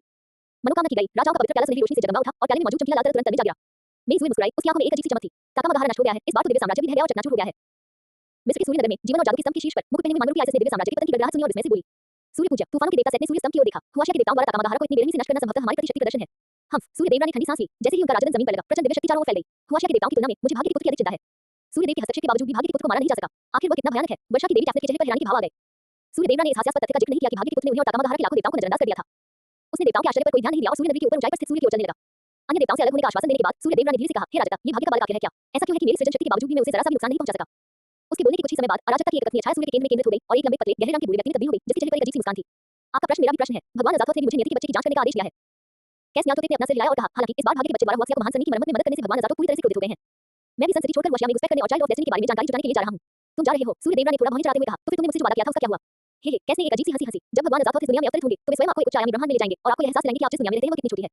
इसके साथ ही कैस की उपहास भरी हंसी पूरे अंतरिक्ष में गूंज उठी और उसका शरीर छाया में बदल गया, सूर्य में विलीन हो गया। ओलंपस, देवराज का महल। अपोलो, क्या यही वही योजना है जिसके बारे में आपने कहा था कि यह निश्चित रूप से सफल होगी? ज़्यूस, जिसकी आंखें लाल चमक रही थीं और जो एक देवराज की महिमा से परिपूर्ण था, ने हॉल के बाहर ताकामागाहारा दिव्य साम्राज्य के पतन की गड़गड़ाहट की ओर इशारा किया और क्रोध से चिल्लाया। अपोलो, जिसका सुंदर चेहरा उदास प्रतीत हो रहा था, ने अपना सिर नीचे कर लिया। उसकी आंखों में अविश्वास भरा हुआ था। भाग्य के एक अकेले बच्चे ने वास्तव में हुआशिया के देवताओं को ताकामागाहारा को पूरी तरह से नष्ट करने के लिए आकर्षित किया, यहाँ तक कि मिस्र के सृष्टिकर्ता देवता को भी डरा दिया। हुआशिया पर हुए आखिरी बड़े आक्रमण के दौरान हुआशिया के सभी देवताओं ने कमजोर हो चुकी महान सनी को बनाए रखने के लिए अपनी दिव्य शक्ति खो दी और उनके राज्य थोड़े कमजोर हो गए। उनके लिए केवल आधे महीने में बनना संभव था। वे अपनी चरम अवस्था में वापस आए बिना ताकामागाहारा पर पूर्ण आक्रमण करने का साहस कैसे कर सकते थे? इस तरह का परस्पर विनाशकारी युद्ध सरासर कठिन था। क्या ऐसा हो सकता है कि वे भाग्य के एक बच्चे के लिए हुआशिया के सभी देवताओं को दांव पर लगा दें? अपोलो ने धीरे-धीरे अपनी मुट्ठियां भींची। वह पहले से ही क्रोध की चरम सीमा पर था। बार-बार नियति के बच्चे को निशाना बनाने वाली योजनाएं उसे एकदम सही लगती थी, लेकिन हमेशा महत्वपूर्ण क्षण में ही कोई दुर्घटना हो जाती थी। क्यों? पिताजी, मैं अयोग्य हूं। अपोलो ने दांत पीसते हुए कहा। बिजली से गिरे हुए ज़्यूस की खून जैसी लाल आंखों में हिंसा की एक झलक दिखाई दी। द्वार की सर्वज्ञता के तहत उसने पहले ही भाग्य के बालक को मिस्र के सृष्टिकर्ता सूर्य देवता और ताकामागाहारा के देवताओं की घेराबंदी के तहत बिना किसी नुकसान के खड़े देखा था। यहाँ तक कि सृष्टिकर्ता ईश्वर भी नियति के पुत्र का कुछ नहीं बिगाड़ सकता यदि उसे बढ़ने के लिए और समय दिया जाता। ओलंपस का हाल भी ठीक वैसा ही हो जाएगा जैसा कि अब ताकामागाहारा का है। दिव्य साम्राज्य चकनाचूर हो जाएगा और देवता नष्ट हो जाएंगे। बेकार चीज, निकल जाओ। ज़्यूस ने कठोर स्वर में चिल्लाया। ये सुनकर अपोलो ने एक बार फिर अपनी मुट्ठियां भींच लीं और अपमानित होकर देवराज के महान हॉल से बाहर निकल गया। गेट, अगर तुम्हारे पास भी इस समस्या का समाधान करने का कोई तरीका नहीं है, तो मुझे तुम्हारे पुनर्जीवित होने की कोई आवश्यकता नहीं दिखती। अपोलो के चले जाने के बाद ज़्यूस के सामने एक चमकता हुआ गोला प्रकट हुआ, जिस पर एक अजीब सी आंख खुल गई। चिंता करने की कोई जरूरत नहीं है। भगवान अजातोत ने पहले ही भाग्य के बच्चे की पृष्ठभूमि की जांच करने के लिए एक दूत भेज दिया है। द्वार की कुंजी की लौकिक आवाज गूंजी। इसके अलावा हुआशिया ग्रेट एरे की अंतिम गड़बड़ी ने ब्लैक बोर्ड की कई संतानों को कुनलुन पर्वत के नीचे खंडहर से भागने की अनुमति दी। हुआशिया ग्रेट एरे के लिए अभी भी 1.5 साल बाकी है। वे हुआशिया को शांतिपूर्वक इसे गुजरने नहीं देंगे। ज़्यूस ने भौहें चढ़ाते हुए पूछा, क्या आपको यकीन है कि अब और कोई दुर्घटना नहीं होगी? जब भी वह अपने बेटे अपोलो की बार-बार की असफलताओं के बारे में सोचता, तो वह चिंतित हुए बिना नहीं रह पाता था। जब तक भगवान अजातोत अवतरित होते रहेंगे, तुम निम्न आयामी प्राणी असुरक्षित रहोगे। ज़्यूस कुछ नाराज महसूस कर रहा था और उसने ठंडे स्वर में कहा, मुझे उम्मीद है कि यह वैसा ही होगा जैसा तुम कह रहे हो। हालांकि आपको पहले समस्या का समाधान करना होगा। क्या समस्या है? काल के देवता क्रोनोस ने पवित्र चक्र की लेने के साथ गठबंधन किया है। जब भी भगवान अजातोत के पुनरुत्थान को रोक नहीं पाएंगे, तो वे समय की शक्ति का उपयोग करके अतीत में लौटकर एक नया अवसर तलाशने की योजना बना रहे हैं। द्वार की चाबी ने आंख भरते हुए कहा, मुझे भी नहीं पता कि उसने कितनी बार समय की शक्ति का उपयोग करके अतीत में वापसी की है। ज़्यूस दंग रह गया। चंद्रमा का द्वार प्रबल सर्वज्ञ और सर्वदृष्टि वाला था। उसे अनुबंध करने के बाद उसे भी यह क्षमता प्राप्त हो गई। पूरी स्थिति पर नियंत्रण रखने की वह भावना उसे बेहद आकर्षित करती थी। लेकिन द्वार की चाबी को वास्तव में यह नहीं पता था कि क्रोनोस कितनी बार वापस घूम कर आया था, जो कि भयावह था। क्या वर्तमान दुनिया ही अतीत हो सकती है? ज़्यूस ने एक पल सोचा, लेकिन क्रोनोस को चुनौती देने के लिए मेरी शक्ति पर्याप्त है और मेरे पिता भी उसका साथ देते हैं। चिंता मत करो, मैं तुम्हें अपनी शक्ति दे सकता हूं। द्वार की चाबी ने एक अजीब सी हंसी हंसी। तुम्हारे पिता की बात हो, हाँ, तुम्हारे पिता देवताओं के राजा कैसे बने? तुम्हें उनसे सीखना चाहिए। ज़्यूस का चेहरा भावहीन हो गया। उसके पिता क्रोनोस ने सत्ता हथियाने के लिए अपने ही पिता की हत्या कर देवराज का सिंहासन ग्रहण किया था। द्वार की चाबी चाहती थी कि वह अपने पिता की हत्या कर दे। अध्याय 414 चंद्रमा की काली बकरी 2 अध्याय 1 में। अब और संकोच मत करो। क्या तुम सचमुच अपने पिता द्वारा हमेशा के लिए इस मंदिर में कैद रहना चाहते हो? ओलंपस के देवराज के विशाल हॉल के भीतर उस चमकते गोले से एक ऐसी आवाज निकली जिसने किसी के दिल में राजता पैदा कर दी। दिव्य सिंहासन पर विराजमान ज़्यूस की रक्त लाल आंखें बिजली की तरह चमक रही थीं। 100 साल पहले वह कुनलुन पर्वत की तलहटी में स्थित खंडहरों के भीतर क्या छिपा है, ये जानता था और उसने द्वार की चाबी के साथ एक अनुबंध पर हस्ताक्षर किए, जिससे उसे सर्वज्ञता की क्षमता प्राप्त हुई। उन्होंने उन खंडहरों को पुनर्जीवित करने और अजातोत को इस दुनिया में उतरने की अनुमति देने के लिए द्वार की चाबी देने का भी वादा किया। इस प्रकार उसने अन्य 4 शीर्ष दिव्य राज्यों को धोखा देकर एकजुट किया और हुआशिया पर आक्रमण किया। लेकिन उसने हुआशिया के देवताओं की शक्ति को कमा था। युद्ध विफल हो गया और उसके पिता क्रोनोस को उसकी महत्वाकांक्षा का पता चल गया, जिसके चलते पुनर्जीवन के बाद से उसे मंदिर छोड़ने पर प्रतिबंध लगा दिया गया। अब वह ओलंपस के देवताओं का राजा केवल नाम का ही था, सारी वास्तविक शक्ति उसके पिता के हाथों में थी। ज़्यूस ने अपनी आंखें थोड़ी सी बंद कर लीं और लंबे मौन के बाद उसने धीरे से कहा, मैं जानता हूं कि क्या किया जाना चाहिए। जैसे ही उसने बोलना शुरू किया, उसके सामने चमकते गोले पर बनी आंखें एक अजीबोगरीब वक्र में से टूट गईं। इसी बीच अस्गार्ड में विश्व वृक्ष के स्वर्ण महल में भूरे रंग के वस्त्र पहने एक आंख वाले ओडेन महल के बाहर की गड़गड़ाहट सुन रहे थे। उनके दाहिने हाथ में मौजूद गुदली से शानदार सुनहरी रोशनी निकल रही थी। ताकामागाहारा पूरी तरह से नष्ट हो गया है। हुआशिया के देवता सचमुच बिजली की गति से चलते हैं। महामहिम हुआशिया इस तरह से दिखावा कर रही है ताकि हमें चेतावनी मिल सके। गहरे हरे रंग के वस्त्र पहने हुए शरारत के देवता लोकी की संकीर्ण आंखों में एक चमक थी। फसल और पृथ्वी की देवी सिर्फ ओडेन के सामने घुटने टेक कर रो रही थी। उसकी आवाज से भर गई थी। पिताजी, मैं आपसे विनती करती हूँ कि आप थोर और रानी का बदला लें। वे दोनों चीनी देवताओं के हाथों मारे गए। नहीं, ये चीनी देवता नहीं थे, ये तो भाग्य का बालक था। अपने जीवन काल में रानी लगातार भाग्य के बालक को खत्म करने के तरीके खोजती रही, लेकिन अंत में सिर्फ एक खूबसूरत चेहरे से आंसू बह रहे थे। उसका दुख असहनीय था। ओडेन की एक आंख ने सिर्फ पर एक नजर डाली। उसके चेहरे के भावों में कोई बदलाव नहीं आया। उन्हें ओलंपस की बैकअप योजनाओं के बारे में लंबे समय से पता था, लेकिन मार्सिया के देवताओं को भाग्य के एक ही बच्चे ने बाहर निकाल लिया था। एक ऐसा व्यक्ति जिसे हुआशिया के देवता अपने स्वयं के देवताओं को खोने की कीमत पर भी बचाने के लिए तैयार थे। नियति के बच्चे को मारने का विचार महज एक कोरी कल्पना थी। बस करो, वापस जाओ। मैं अभी होश में आया हूं और मेरा मन और आत्मा थकी हुई है। हम इस बारे में बाद में बात करेंगे। ओडेन ने जमीन पर गुनगुनी को थपथपाया, जिससे देवताओं को महल छोड़ने का संकेत मिला। ये देखकर अस्गार्ड के सभी देवताओं के चेहरे पर गंभीरता के भाव आ गए। अपनी पत्नी और बेटे को खोने के दर्द का सामना करते हुए ओडेन ने प्रतिरोध करने या बदला लेने के बारे में सोचा तक नहीं, बल्कि एक वाक्य में इसे खारिज कर दिया। ये बिल्कुल भी ओडेन का तरीका नहीं था। क्या ऐसा हो सकता है कि महामहिम ईश्वर राजा भी नियति के पुत्र के सामने शक्तिहीन हो? भाग्य का ये बच्चा कितना शक्तिशाली हो गया है। यहाँ तक कि ईश्वर राजा भी उससे सावधान रहता है। देवता चुप हो गए और चुपचाप महल से चले गए। केवल लोकी, जो गहरे हरे रंग के वस्त्रों में विवशता का देवता था, वही रुका रहा। ओडेन ने लोकी की ओर देखा और थोड़ा भौहें चढ़ा ली। तुम यहाँ किस लिए रुके हो? महामहिम, लोकी के होठों पर हल्की सी मुस्कान थी। मुझे विश्वास है कि आप मुझसे बेहतर जानते हैं कि अंततः अस्गार्ड का भी वही हाल होगा जो ताकामागाहारा का हुआ था। क्या हमें सचमुच यहाँ बैठकर मृत्यु की प्रतीक्षा करनी चाहिए? ओडेन की एक आंख सिकुड़ गई। तुम क्या कहना चाह रहे हो? लोकी के चेहरे पर एक भयानक मुस्कान आ गई और उसकी आंखें अचानक गहरे लाल रंग की हो गई, मानो मैं छोटी-छोटी आंखों से बनी हूं। महामहिम, मेरे स्वामी आपसे सहयोग करना चाहते हैं। मालिक, लोकी से निकलने वाली रहस्यमयी आभा को महसूस करते हुए ओडेन का चेहरा सख्त हो गया। तुम्हारा स्वामी कौन है? जबूर के 3 स्तंभ देवताओं में से एक काला बकरा। जैसे ही लोकी ने बोलना समाप्त किया, उसकी बांह से चिमटी गुच्छे फूट पड़े, उसके शरीर से अलग हो गए और धीरे-धीरे उसके सामने एकत्रित होकर मांस का एक विशाल पिंड बना दिया। यह अनगिनत लंबे, मांस के रंग के टेंटिकल्स से ढका हुआ था, जो देखने में बेहद घिनौना लग रहा था। ओडेन ने मांस के उस विशालकाय पिंड को गंभीरता से देखा। कथलू, हुआशिया के कुनलुन पर्वत के नीचे स्थित खंडहरों से निकला हुआ प्राणी। 100 साल पहले उसने उन खंडहरों के कारण ही हुआशिया पर आक्रमण करने में ज़्यूस का साथ देने के लिए सहमति दी थी। हालांकि ज़्यूस ने कहा था कि खंडहरों में एक अनंत खजाना छिपा हुआ है जो उन्हें एक उच्च आयाम तक पहुंचने में मदद कर सकता है। लेकिन बाद में जब पवित्र चक्र की हेलेन ने उनसे संपर्क किया, तो उन्हें पता चला कि ये खंडहर जबूर दिव्य साम्राज्य के थे। लोकी, तुम सचमुच इन घिनौनी चीजों को अपना स्वामी मानते हो? तुम अस्गार्ड के लिए कलंक हो। ओडेन ने मांस के उस घृणित ढेर पर एक नजर डाली और सख्ती से चिल्लाया, अपने स्वामी से कहो कि वह अस्गार्ड से निकल जाए। हे, लोकी की हंसी डरावनी थी। ओडेन, क्या तुम बदला नहीं लेना चाहते? तुम्हारी प्यारी पत्नी और बेटा दोनों हुआशिया के हाथों मारे गए। क्या तुम्हें लगता है कि तुम अपनी मामूली ताकत से उनका बदला ले सकते हो? या तुम बस काया बनकर इसे नजरअंदाज करना चाहते हो? मुझे विश्वास है कि आपने देखा होगा कि मिस्र की सृष्टिकर्ता देवता और ताकामागाहारा के देवता भी भाग्य के पुत्र के विरुद्ध कुछ नहीं कर सके। अब आपके पास बदला लेने की कौन सी शक्ति बची है? लोकी की आवाज और भी उग्र होती जा रही थी। केवल मेरे स्वामी ही तुम्हारी मदद कर सकते हैं। वे अस्गार्ड को दुनिया का सबसे महान दिव्य राज्य बना सकते हैं। तब तुम इस दुनिया के शासक बन जाओगे। जैसे ही उसने बोलना शुरू किया, मांस के ढेर पर मौजूद टेंटिकल्स के सिरों पर खून जैसी लाल आंखें धीरे-धीरे खुलने लगी। ओडेन ने गुनगुनी को जोर से नीचे पटका और एक देवराज का दबाव जोरदार ढंग से उतरा। घमंडी, लोकी, मुझे तुम्हारी तथाकथित शक्ति की जरूरत नहीं है। इस घिनौनी चीज को लो और अस्गार्ड से निकल जाओ। ओडेन, ओह ओडेन, लोकी ने मुस्कुराते हुए सिर हिलाया। मैं शरारतों का देवता हूं। क्या आपको लगता है कि मैं बिना पूर्ण निश्चितता के आपसे यह बात कबूल करूंगा? मेरे स्वामी, अपने इस नए जहाज का आनंद लीजिए। इन शब्दों को सुनते ही मांस के उस विशालकाय पिंड पर मौजूद टेंटिकल्स आपस में लिपट गए और दिव्य सिंहासन पर विराजमान ओडेन की ओर सांप की तरह लेने लगे। बाद वाली की पुतलियां सिकुड़ गईं। वह अचानक खड़ा हो गया और पूरी ताकत से गुनगुनी फेंक दिया। लेकिन टेंटिकल्स के जाल में फंसकर गुनगुनी मांस के ढेर को छूने से पहले ही हवा में रुक गया। ओडेन, अपना संघर्ष छोड़ दो। उनकी शक्ति को इस दुनिया की दिव्य प्रणालियों से मापा नहीं जा सकता। जैसे ही लोकी ने बोलना शुरू किया, खून जैसी लाल आंखों वाले अनगिनत टेंटिकल्स ओडेन की ओर बढ़ने लगे। अपनी सारी दैवीय शक्ति का प्रयोग करने के बावजूद ओडेन उन तंतुओं को आसानी से नहीं रोक सका। वह असहाय होकर देखता रहा क्योंकि आंखों से ढके हुए तंतुओं ने उसकी अंधी आंख में बेतहाशा घुसने की कोशिश की। ओडेन का पूरा शरीर हिंसक रूप से कांपने लगा। उसका चेहरा पीड़ा से विकृत हो गया। इसी बीच लोकी की आंखों का लाल रंग धीरे-धीरे फीका पड़ गया और अपने सामान्य रूप में लौट आया। आखिरकार तुमसे छुटकारा मिल गया। शरारतों के देवता लोकी ने सुकून भरी मुस्कान बिखेरी। बंधन मुक्त होने का यह एहसास वाकई अद्भुत था। हमारे परम पूज्य ईश्वर राजा के लिए यह अत्यंत खेदजनक है। लोकी ने ओडेन को देखा, जो काले बकरे के साथ अनुबंध पूरा कर रहा था और उसके होठों के कोनों पर एक संतुष्टि भरी मुस्कान आ गई। अब जबकि अस्गार्ड का देवराज एक कठपुतली बन चुका था, अस्गार्ड के देवताओं को संगठित करना कहीं अधिक सरल होगा। उसे केवल 1.5 साल तक इंतजार करना पड़ा ताकि हुआशिया की महान संरचना स्वतः ही भंग हो जाए। फिर अस्गार्ड के देवता हुआशिया पर हमला करके हुआशिया के देवताओं को काबू में कर लें। जब तक द्वार की चाबी समय के देवता क्रोनोस से निपट सकती थी और उसे समय को पीछे ले जाने से रोक सकती थी, तब भगवान अजातोथ इस दुनिया में आसानी से अवतरित हो सकेंगे। लोकी ने बेहद भयावह मुस्कान के साथ ओडेन को घूरा। 2 दिन बाद हुआशिया में कुनलुन पर्वत की चोटी पर बादलों के विशाल सागर के बीच एक लड़ाकू विमान धीरे-धीरे आकाश से उतरकर शिखर पर स्थित हेलीपैड पर आ गया। भूविमान और युद्ध विभाग के सभी सदस्य उत्सुकता से देख रहे थे क्योंकि लड़ाकू विमान का दरवाजा धीरे-धीरे खुल रहा था। 4 आकृतियां धीरे-धीरे जैसे नीचे उतरी, हवा की झोंके से उनके कपड़े खुले फड़फड़ा रहे थे। वीनस, मैंने तुमसे कहा था, बादलों पर सवारी करना लड़ाकू विमान में यात्रा करने जितना आरामदायक बिल्कुल नहीं है। जियांग येचेन ने वीनस के तावादी वस्त्र को खींचा और उसे आंख मारी। इस क्षण वीनस की अमरता का आभास देने वाले वृद्ध व्यक्ति की छवि गायब हो गई थी। इसके बजाय उन्होंने धूप का चश्मा पहन रखा था और सिस्टम द्वारा पुरस्कृत एक फलों का पेट ले रहे थे। उनके चेहरे पर अवर्णनीय सुकून का भाव था। मेरे साथी दावादी का आराम करने का तरीका सचमुच मन को शांत करता है। मुझे याद भी नहीं कि मैं आखिरी बार इतना शांत कब थी। वीनस ने अफसोस जताया। जब से हुआशिया की महान संरचना का उदय हुआ और देवता पुनर्जन्म में चले गए, तब से स्वर्गीय दरबार के दूत के रूप में उन्होंने एक पल के लिए भी आराम करने की हिम्मत नहीं की। नश्वर जगत से संपर्क बनाए रखा और पूरी हुआशिया से जानकारी प्राप्त करते रहे। वो शारीरिक और मानसिक रूप से इतना शांत कभी नहीं रहा था। जियांग येचेन ने उसकी पीठ थपथपाई और हंसते हुए कहा, वीनस, ये तो बस शुरुआत है। अगली बार मैं तुम्हें काम से चिढ़ाने के सबसे गहरे सिद्धांतों के बारे में बताऊंगा। वीनस ने जल्दी से अपने हाथों को जोड़कर कहा, मैं प्रबुद्ध हो गया हूं। इसे मेरी हुए बहनें, गुआन, सुलिन्यू और अन्य सभी दर्शक पूरी तरह से स्तब्ध रह गए। आप असल में एक अमर व्यक्ति को कामचोरी करना सिखा रहे हैं। सचमुच कामचोरी के बादशाह कहलाने के योग्य। बहन सुएर। उसी क्षण जब एंड्रॉइड लिंग ने मेरी सुएर को देखा, तो उसके चेहरे पर तुरंत एक रोने वाला इलेक्ट्रॉनिक इमोजी दिखाई दिया और वह दौड़कर मेरी सुएर की बाहों में जा गिरी। लिंग ने सोचा कि वह बहन सुएर को फिर कभी नहीं देख पाएगी। उसने सिसकते हुए कहा। मेरी सुएर खिलखिलाकर हंस पड़ी और लिंग के सिर पर थपथपाते हुए बोली, हमारे मंत्री जी के रहते तो मरना भी मुश्किल है। लिंग ने धीरे से अपना सिर उठाया और पास में खड़े जियांग येचेन की ओर देखा। उसकी आंखें तारों की तरह चमक रही थी। धन्यवाद मंत्री जी।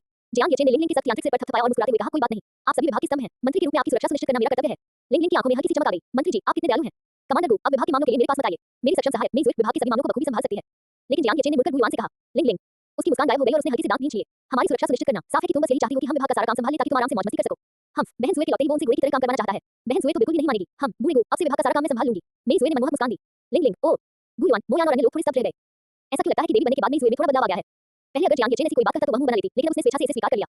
अरे वाह, भाई येचेन ने तो मेरी सुएर को स्वेच्छा से इसे स्वीकार करने के लिए मना ही लिया। तांग लॉन ने आश्चर्य से मेरी सुएर को देखा और अंततः उसे देखते-देखते मंत्रमुग्ध हो गया।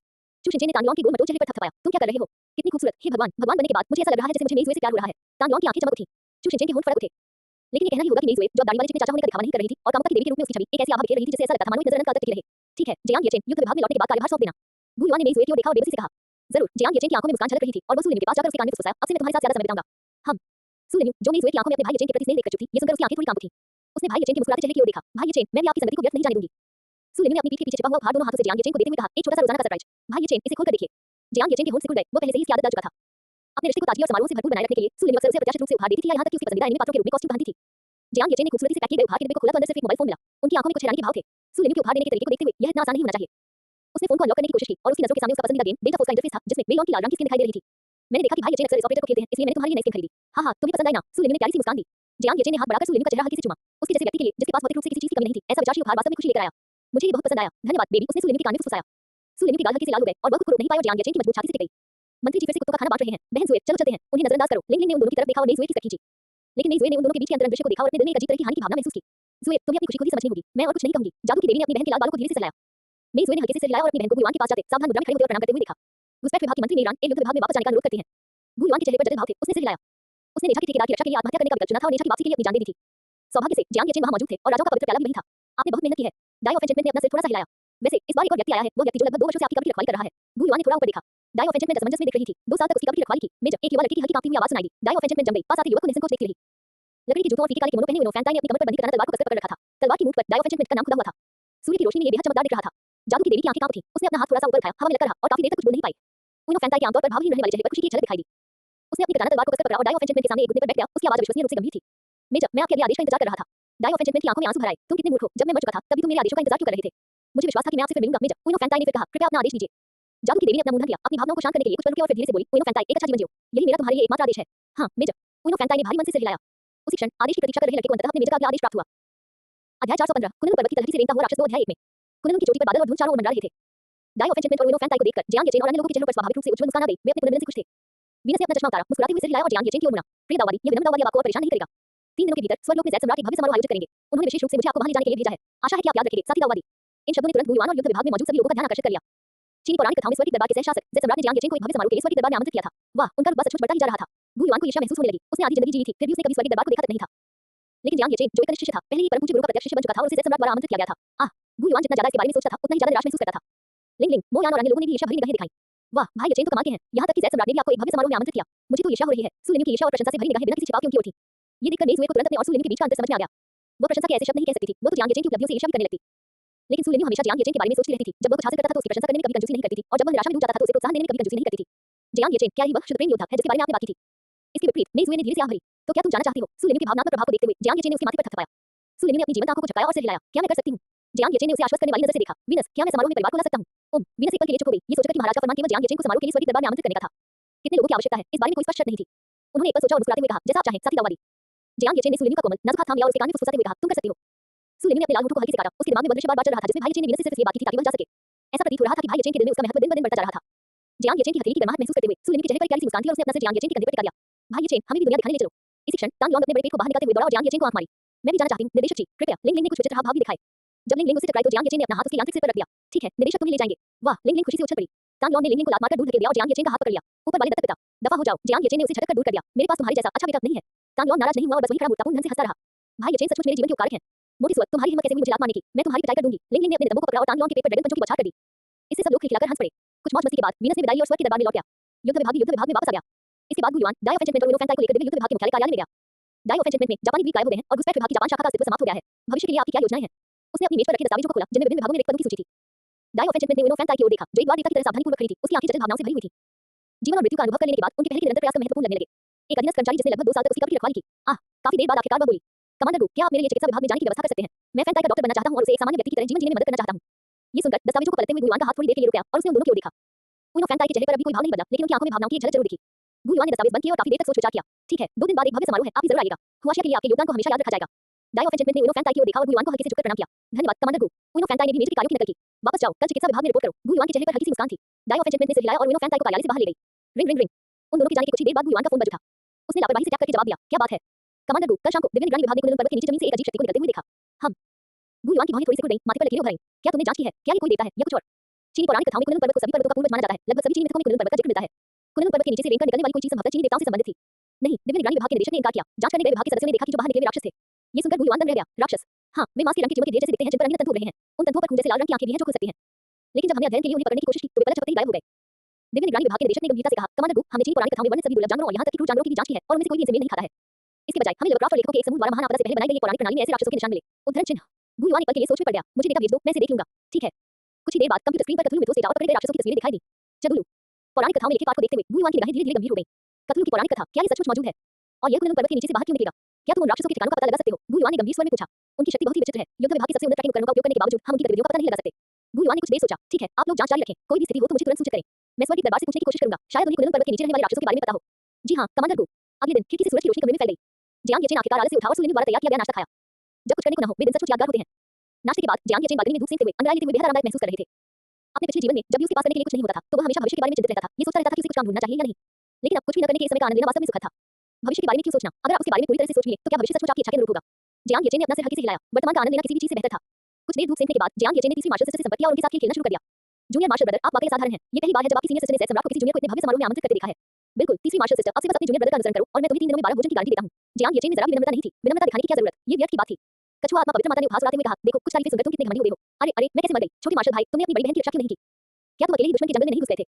तुम्हें क्या पता, इसे रणनीति कहते हैं। मैंने तुम्हारी दुनिया के स्ट्रीमर्स को इसी तरह खेलते देखा है। जियांग येचेन, आप जैसे कुशल स्ट्रीमर से सीखना। अफसोस।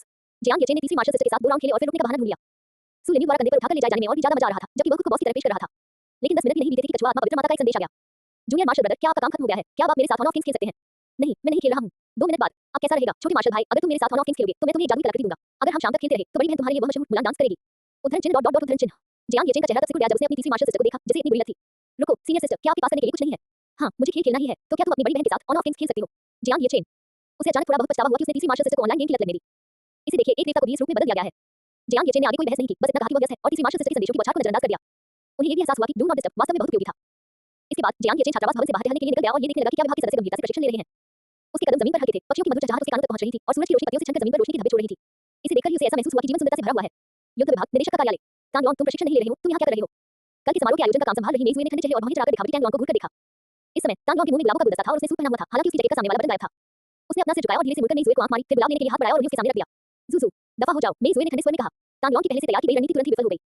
मेज़ुए, अब जब तुम देवी बन चुकी हो, तो तुम्हें किसी से प्यार करने की चिंता करने की जरूरत नहीं है। मेरे बारे में क्यों नहीं सोचती? टांगलॉन ने गुलाब नीचे रखे और अपनी जेब से एक चम्मच निकाला। अगर तुम मान जाओ, तो अब से कपड़े धोने और खाना बनाने का काम नहीं करूंगा। मेज़ुए ने घृणा का भाव दिखाते हुए दृढ़ता से कहा, नहीं, विचार करो। ये सुनकर टांगलॉन तुरंत निराश हो गया। देवी के प्रति मेरा प्रेम शुरू होने से पहले ही समाप्त हो गया। सिर झुकाए वह दरवाजे की ओर मुड़ा। लेकिन जैसे ही उसका एक पैर दरवाजे से बाहर निकला, इधर-उधर घूम रहा जियांग येचेन अचानक प्रकट हो गया। लिटिल लॉन, आज तुमने इतने औपचारिक कपड़े क्यों पहने हैं? क्या उत्सव कल नहीं है? जियांग येचेन ने आश्चर्य से पूछा, टांगलॉन के सूट को देखते हुए, जो उसके फूले हुए शरीर के कारण विचित्र लग रहा था। टांगलॉन ने नम आंखों से सिर हिलाया। भाई येचेन, मेरा दिल टूट गया है। हाय हाय। उद्धरण चिन्ह उद्धरण चिन्ह। जियांग येचेन के होंठ फड़क उठे। मेज़ुए की मेज पर रखे गुलाबों पर नजर डालते हुए उसने लगभग अंदाजा लगा लिया कि क्या हुआ होगा। कोई बात नहीं, कोई बात नहीं। मुझे लगता है कि तुम और वो लड़की लेन-देन एक दूसरे के लिए बिल्कुल सही जुड़ी हो। रुको, वो बदतमीज लड़की, उसके बारे में सोचते ही मुझे गुस्सा आ जाता है। मैंने कल ही उसे एक बार सबक सिखाया था और तब से वो मुझे बुरी तरह परेशान कर रही है। जियांग येचेन ने बिना कुछ समझाए मुस्कुराते हुए ऑफिस में प्रवेश किया और पूछा, मेज़ुए, क्या उत्सव समारोह की तैयारियां पूरी हो गई हैं? मेज़ुए उसे ध्यान से देख रही थी। टांगलॉन के प्रति उसका ठंडा चेहरा पूरी तरह गायब हो गया था। उसने अपने शरीर का ऊपरी हिस्सा थोड़ा आगे की ओर झुकाया। उसकी कोमल पलकों चमक रही थी। बस थोड़ा और, जल्दी हो जाएगा। उसकी आवाज मनमोहक और कोमल थी, जिसमें थोड़ी शरारत भी थी। तो जब ये पूरा हो जाएगा, तो इनाम क्या है, निदेशक महोदय? जियांग येचेन ने तुरंत गंभीर चेहरा बना लिया। नहीं, मेज़ुए, आपके निदेशक के रूप में मुझे आपसे बात करनी ही होगी। क्या अपना काम ठीक से करना ही आपका कर्तव्य नहीं है? आप इनाम कैसे मान सकती हैं? मेज़ुए के आकर्षक चेहरे पर हैरानी का भाव आ गया। ये बात सुनकर ऐसा लग रहा था मानो कोई बेईमान बॉस कंपनी के मेहनती कर्मचारियों से कह रहा हो। अगर मुझे पता होता, तो मैं होली ब्रेड से जियांग येचेन का काम करने वाला घोड़ा बनने की कामना नहीं करता। ठीक है, तो मैं काम करना जारी रखूंगी। मेज़ुए के होंठ थोड़े मुड़े हुए थे, उनकी आवाज में थोड़ी नाराजगी झलक रही थी। जियांग येचेन ने मुट्ठी उठाई। लगे रहो, निदेशक तुम्हें अपना आंतरिक समर्थन दे रहे हैं। उद्धरण चिन्ह उद्धरण चिन्ह। मेज़ुए के होंठ फड़ने लगे और उसने अपने लाल होंठों को काट लिया। जैसा आप आदेश दें, मेरे निदेशक। उसका लहजा नाराजगी भरा और नखरे दिखाने वाला था। उसकी मनमोहक सुंदरता के साथ मिलकर टांगलॉन को दरवाजे पर ही अवाक कर दिया। रुको, मेज़ुए मेरे साथ और भाई येचेन के साथ इतना अलग व्यवहार क्यों करती है? यहाँ तक कि मेरे निदेशक भी। हे भगवान, भाई येचेन, आपने कभी घमंडी नहीं मेज़ुए को क्या बना दिया? भाई येचेन, आपने ये कैसे किया? जियांग येचेन ने मेज़ुए को हल्के से सिर हिलाकर अभिवादन किया। ये सोचते हुए कि वाकई उसे थोड़ी मुश्किल हो रही है, उसने सिस्टम स्पेस से फलों की एक बोतल ली और उसे मेज पर रख दिया। लगे रहो, खूब मेहनत करो। प्रोत्साहन के कुछ शब्द कहने के बाद वह दरवाजे की ओर चल पड़ा। तुम मुझे इस तरह क्यों देख रही हो? जियांग येचेन ने टांगलॉन की निगाहों को देखकर उत्सुकता से पूछा। धड़ाम। टांगलॉन घुटनों के बल बैठ गया और जियांग येचेन की ओर देखने लगा। भाई येचेन, क्लास शुरू कीजिए, मैं घुटनों के बल बैठकर सुनूंगा। प्रश्नवाचक चिन्ह। आप बीमार हो? जियांग येचेन ने टांगलॉन का हाथ झटक दिया। झुंझलाहट में एक शब्द कहा और सुलिन के साथ प्रशिक्षण क्षेत्र की ओर मुड़ गया। टांगलॉन जटिल भावों के साथ उनके पीछे-पीछे चल रहा था। दफ्तर में मेज़ुए ने जियांग येचेन की जाती हुई पीठ की ओर देखा और उसकी निगाह धीरे-धीरे फलों की पेट की बोतल पर टिक गई। कम से कम उसमें थोड़ी सी अंतरात्मा तो है। मेज़ुए ने ढक्कन खोला और एक घूंट लिया। फलों की भरपूर सुगंध उसके मुंह में भर गई। उस क्षण उसे लगा कि यह अब तक का सबसे बेहतरीन फलों का पेय था जो उसने कभी पिया था। पेय पदार्थ की वजह से नहीं, बल्कि उसे देने वाले व्यक्ति की वजह से। मेज़ुए अचानक प्रेरणा से भर उठी और उसके होठों पर एक मनमोहक मुस्कान आ गई। अध्याय 416 विजय समारोह का गर्मजोशी भरा दैनिक जीवन 2 अध्याय 1 में। दिव्य युद्ध विभाग विजय समारोह। उस विशाल चौक पर दिव्य युद्ध विभाग 5 प्रमुख सैन्य क्षेत्रों के प्रतिनिधि, खुआशिया के युद्ध देवता और अन्य लोग साफ सुथरे वस्त्रों में गंभीर मुद्रा में खड़े थे। उनकी निगाहें मंच पर लहराते राष्ट्रीय ध्वज पर टिकी हुई थी। एक जोशीले युद्ध गीत की गूंज के साथ ही ध्वजारोहण करने वाले अधिकारियों और सैनिकों ने पूरे उत्साह से राष्ट्रीय ध्वज फहराया। मंच के नीचे मौजूद सभी लोगों ने युद्ध गीत के साथ-साथ राष्ट्रीय ध्वज को सलामी दी। मंच पर सैन्य वर्दी पहने हुए सफेद बालों वाले हुआशिया के कमांडर इन चीफ होंगू धीरे-धीरे राष्ट्रीय ध्वज को ऊपर उठते हुए देख रहे थे और उनकी पहले की तनावपूर्ण नसें धीरे-धीरे शांत हो रही थी। विजय प्राप्त हुई, हुआशिया संकट से विजयी होकर उभरा। उसकी आंखें धीरे-धीरे नम हो गईं और उसने राहत की एक लंबी सांस ली। आराम से। जैसे ही राष्ट्रीय ध्वज अपने उच्चतम बिंदु पर पहुंचा, युद्ध गीत बंद हो गया और चौक पर मौजूद सभी लोग एक साथ बैठ गए। तभी मंच पर मौजूद होंगू ने अपनी निगाहें घुमाई और धीरे-धीरे उन्हें पुरस्कार वितरण क्षेत्र की पहली पंक्ति में बैठे जियांग येचेन पर टिका दिया। यह विजयोत्सव जो आधे महीने के लिए स्थगित हो गया था, किसी और के बिना भी संपन्न हो सकता था, लेकिन जियांग येचेन के बिना ये बिल्कुल भी संभव नहीं था। इस संकट में जियांग येचेन के बिना खुआशिया पर पहले ही विदेशी देवताओं का कब्जा हो चुका होता और हर जगह लाशें बिखरी पड़ी होती। होंगू ने जियांग येचेन को ध्यान से देखा, फिर धीरे-धीरे अपनी नजर वीर की ओर घुमाई। आप सभी को नमस्कार, हमने अपने राष्ट्र के भविष्य से जुड़ा ये युद्ध जीत लिया है। हमारे देश के लिए लड़ने में आपके अथक परिश्रम के लिए आप सभी का धन्यवाद। लेकिन सौभाग्य से खुआशिया में ऐसा एक व्यक्ति है। हान वो एक पल के लिए रुका और एक सौम्य मुस्कान के साथ बोला, जब दिव्य युद्ध विभाग में विदेशी देवताओं को पुनर्जीवित किया गया, तो उसने भारतीय देव राजा को फंसाकर और 100 से अधिक विदेशी देवताओं का वध करके युद्ध की दिशा बदल दी, जिससे वाशिया का आंतरिक संकट हल हो गया। और जब विभिन्न दिव्य राज्यों ने संयुक्त रूप से पूर्वी सागर पर आक्रमण किया, तो उसने वाशिया महान संरचना को बनाए रखने के लिए एक चमत्कारी गठन का उपयोग किया, जिससे वाशिया के देवताओं को सीमाओं पर घेराबंदी तोड़ने में मदद मिली। जैसे ही कमांडर इन चीफ ने उस व्यक्ति की उपलब्धियों का वर्णन किया, चौक में मौजूद सभी लोगों की निगाहें पुरस्कार क्षेत्र में जियांग येचेन पर टिक गईं। सफेद पैटर्न वाली मुलायम साटन की टिकाऊ पहने शेन की ने काले ओवरकोट में अपने बगल में खड़े जियांग येचेन को जल्दी से थपथपाया। कमांडर इन चीफ हमारे बेटे के बारे में बात कर रहे हैं। शाओ चेन, तुमने सचमुच अपनी मां को गर्व महसूस कराया है। शेन की के चेहरे पर गर्व भरी मुस्कान आ गई। जियांग येचेन ने भी थोड़ा सा हिलाया, उनकी आंखों में आश्चर्य झलक रहा था। उनका अपना बेटा एक ऐसा मुकाम हासिल कर चुका था जिसकी बराबरी करना उनके लिए भी मुश्किल था। वह अपने बेटे में आए बदलावों को देखकर भी बेहद आश्चर्यचकित था। ऐसा क्या हो सकता है कि एक बच्चा जो कभी ऐसा व्यवहार करता था जैसे उसका जीवन एक महिला पर निर्भर हो, दिन भर अपने कर्तव्यों की उपेक्षा करता था और किसी की भी सलाह सुनने से इनकार करता था, 3 साल से भी कम समय में इतना बड़ा और क्रांतिकारी परिवर्तन से गुजर जाए कि वह ऐसा व्यक्ति बन जाए जिसकी तुलना उसके साथियों से नहीं की जा सकती और यहाँ तक कि उसके बड़े भी केवल उसकी प्रशंसा कर सकते हैं। जियांग जेंटिन ने अपनी ठुड्डी को रगड़ा और गहरी सोच में डूब गया। थप्पड़। लेकिन शेन की ने एक थप्पड़ मारा। ये कैसा चेहरा है? क्या तुम इस बात से नाखुश हो कि मेरे बेटे को पुरस्कार मिल रहा है? जियांग जेंटिन ने अपना चेहरा पकड़ लिया, एक पल के लिए अचंभित रह गई और जल्दी से अपना सिर हिलाया। नहीं प्रिय, मैं खुश हूँ। बस क्या आपको नहीं लगता कि आजकल का xiao चेन हमारे बेटे से थोड़ा अलग है? ये सुनकर शेन की एक पल के लिए झिझक गई। सच कहूं तो उसे भी ऐसा ही महसूस हुआ। xiao चेन में आए बदलाव सामान्य तर्क से कहीं परे थे। हालांकि उसे पूरा यकीन था कि वो उसका जैविक पुत्र है और यही उसके लिए काफी था। हम तो आप कह रहे हैं कि xiao चेन आपका बेटा नहीं है और मैंने धोखा दिया है, तो क्या आप पितृत्व परीक्षण करवाना चाहते हैं? शेन की ने अपनी भौहें सिकोड़ी और जियांग जेंटिन तुरंत पीछे हट गया। प्रिय, तुम मजाक कर रही हो। मुझे अपने बेटे पर शक हो सकता है, लेकिन तुम पर कभी नहीं। तुम दुनिया की सबसे अच्छी पत्नी हो। जियांग जेंटिन ने शेन की कमर को गले लगाया और कोमल और सौम्य स्वर में बात की। पास में बैठी सुझान, चुनिंग और तानगुजी सभी दृश्य देखकर स्तब्ध रह गए। आप आमतौर पर हमारे साथ ऐसा व्यवहार नहीं करते। चुवान यू अत्याचारी ड्रैगन अभी भी बहुत ही सत्तावादी थी, यहाँ तक कि एक देवता भी उससे बच नहीं सकता था। ओह बूढ़ी सू, मुझे सचमुच ईर्ष्या हो रही है। अगर मुझे पता होता तो मैं एक अच्छी बेटी पाने के लिए और अधिक मेहनत करती ताकि तुम यह अवसर पहले ही न छीन लेती। तानगुजी जियांग जेंटिन के दब्बू व्यवहार को सहन नहीं कर सका और सुझान की ओर झुककर जियांग येचेन को मंच पर आते हुए देखकर बड़े अफसोस के साथ बोला। सुझान की आंखों में मुस्कान झलक रही थी, लेकिन उसने तानगुजी को कोई जवाब नहीं दिया। उन दोनों बच्चों के एक साथ रहने से उसका कोई लेना देना नहीं था। अगर उनकी बेटी ने दृढ़ता न दिखाई होती और हर सुख दुख में जियांग येचेन का साथ न दिया होता, तो सुख परिवार को कभी भी इतना अच्छा दामाद नहीं मिल पाता। लिन्यू, तुम्हारे पापा अतीत में गलत थे। सुझान ने मंच की ओर देखते हुए आह भरी। उन्हीं की वजह से हमें अब विदेशी देवताओं से डरने की जरूरत नहीं है। हमारे अपने देवता हैं जो नश्वर जगत की रक्षा कर सकते हैं। हां की आवाज गूंज उठी और उन्होंने धीरे से मंच पर आ रहे जियांग येचेन की ओर कृपया का इशारा किया। नीचे मौजूद भीड़ से जोरदार तालियों की गड़गड़ाहट गूंज उठी। इससे जियांग येचेन भी रुक गए। हुआशिया के कमांडर इन चीफ द्वारा युद्ध विभाग के मंत्री के प्रति इतना सम्मान दिखाना वाकई आश्चर्यजनक था। लेकिन फिर भी उनकी हैसियत को देखते हुए थोड़ा सम्मान पाने में क्या बुराई थी? विनम्र होने का क्या फायदा? ये तो बहुत थका देने वाला काम होगा। जियांग येचेन खुलेआम हांगू द्वारा बताए गए स्थान पर चले गए। एक लंबी महिला समारोह अधिकारी हुआशिया के सर्वोच्च सम्मान पदक और एक लाल फूल को लेकर मंच पर आई। हांगू ने उन्हें लिया, स्वयं जियांग येचेन की छाती पर सर्वोच्च सम्मान पदक पहनाया और एक विनम्र मुस्कान के साथ उनसे हाथ मिलाया। येचेन, हुआशिया की ओर से मैं आपको धन्यवाद कहता हूं। हांगू ने थोड़ा झुककर अभिवादन किया। नीचे से दिव्य युद्ध विभाग और 5 प्रमुख सैन्य क्षेत्रों के लोग आश्चर्य के भाव दिखाने से खुद को रोक नहीं पाए। ये पहली बार था जब उन्होंने कमांडर इन चीफ को इस तरह व्यवहार करते देखा था। जियांग येचेन तो सिर्फ युद्ध विभाग के मंत्री हैं, कमांडर का ऐसा करना। तुम्हें क्या पता, मैं युद्ध विभाग के कमान मुख्यालय का सदस्य हूं और मैं तुम्हें स्पष्ट रूप से बता सकता हूं, अगर मंत्री जियांग न होते तो हुआशिया बहुत पहले ही खत्म हो गया होता। वाह, मंत्री जियांग के अनुभव तो वाकई असाधारण है। मुझे उनसे बहुत ईर्ष्या हो रही है। वास्तव में मंत्री जियांग की उपलब्धियों के लिए पूरी हुआशिया को उन्हें धन्यवाद देना चाहिए। उद्धरण चिन्ह उद्धरण चिन्ह। पुरस्कार वितरण क्षेत्र में सुलिन्यू और मेइजुए ने ये शब्द सुने, उनकी निगाहें मंच पर खड़े उस व्यक्ति पर टिकी जो गौरव से घिरा हुआ था। भाई येचेन तो बहुत ही उत्कृष्ट हैं, मुझे भी उनसे विवाह करने योग्य बनने के लिए और बेहतर बनना होगा। सुलिन्यू ने अपनी छोटी मुट्ठी उठाई और मन ही मन खुद को प्रोत्साहित किया। मेइजुए ने अपने पैर क्रॉस किए, अपनी ठुड्डी को अपने दाहिने हाथ पर टिकाया और उसकी आंखें धीरे-धीरे धुंधली होती गईं। मंत्री जी बहुत बढ़िया हैं। लिंग लिंग ने अपने हाथ ऊपर उठाए और मासूमियत से चिल्लाई। मोयान, लियांशान, नींद के देवता और अन्य लोग भी मुस्कुरा रहे थे। मालिक बस एक हल्की सी हरकत करता है और वो सीमा मेरे लिए नामुमकिन हो जाती है। नींद के देवता की सुस्त आंखों में सम्मान झलक रहा था। तांगलॉन ने भी भारी मन से सिर हिलाया और सब मेइजुए की ओर देखा। हां, हर मायने में। चू शिनचेन ने जियांग येचेन की ओर देखा, जिसे वे कभी तीनों भाइयों में सबसे कमतर समझते थे, लेकिन अब वे केवल उसकी ओर ही देख सकते थे और वह इस बदलाव की विशालता पर आश्चर्यचकित हुए बिना नहीं रह सका। सुलिन्यू, मेइजुए, कृपया अपने पुरस्कार प्राप्त करने के लिए मंच पर आने की तैयारी करें। जब वे आश्चर्यचकित हो रहे थे, तभी मेजबान ने आकर उन्हें याद दिलाया। उनमें से कुछ ने एक दूसरे को देखा और मुस्कुराए। चलो चलते हैं, अब हमारी बारी है, लियांशान ने गहरी आवाज में कहा। मंच पर जियांग येचेन मुस्कुराते हुए दूसरी तरफ से अपनी सीट पर वापस चले गए और अपने विभाग के सदस्यों को ऊपर आते हुए देखा। दिव्य युद्ध विभाग मेइजुए, ओलंपस में गुप्त रूप से जाकर और विभिन्न दिव्य राज्यों द्वारा हुआशिया पर किए गए व्यापक हमले के संबंध में महत्वपूर्ण खुफिया जानकारी वापस लाने के लिए उन्हें विशेष योग्यता से सम्मानित किया जाता है। दिव्य युद्ध विभाग सुलिन्यू, पूर्वी चीन सीमा के तीसरे सैन्य क्षेत्र में सीमा चौकी पर अपनी जान की बाजी लगाकर पूर्वी चीन के लोगों की रक्षा करने के लिए उन्हें प्रथम श्रेणी की योग्यता से सम्मानित किया जाता है। दिव्य युद्ध विभाग लिंग लिंग। दिव्य युद्ध विभाग। मंच के नीचे मौजूद सभी लोगों ने तालियां बजाईं। अरे बाप रे, न सिर्फ युद्ध विभाग के मंत्री अविश्वसनीय हैं, बल्कि विभाग के ये सदस्य भी पिछले वाले से कहीं ज्यादा अद्भुत हैं। इसमें कोई आश्चर्य की बात नहीं है कि मैंने सुना है कि यदि आप दिव्य युद्ध विभाग में शामिल होते हैं और युद्ध विभाग को नहीं देखते हैं, तो आप ये भी परिभाषित नहीं कर सकते कि प्रतिभाशाली व्यक्ति क्या होता है।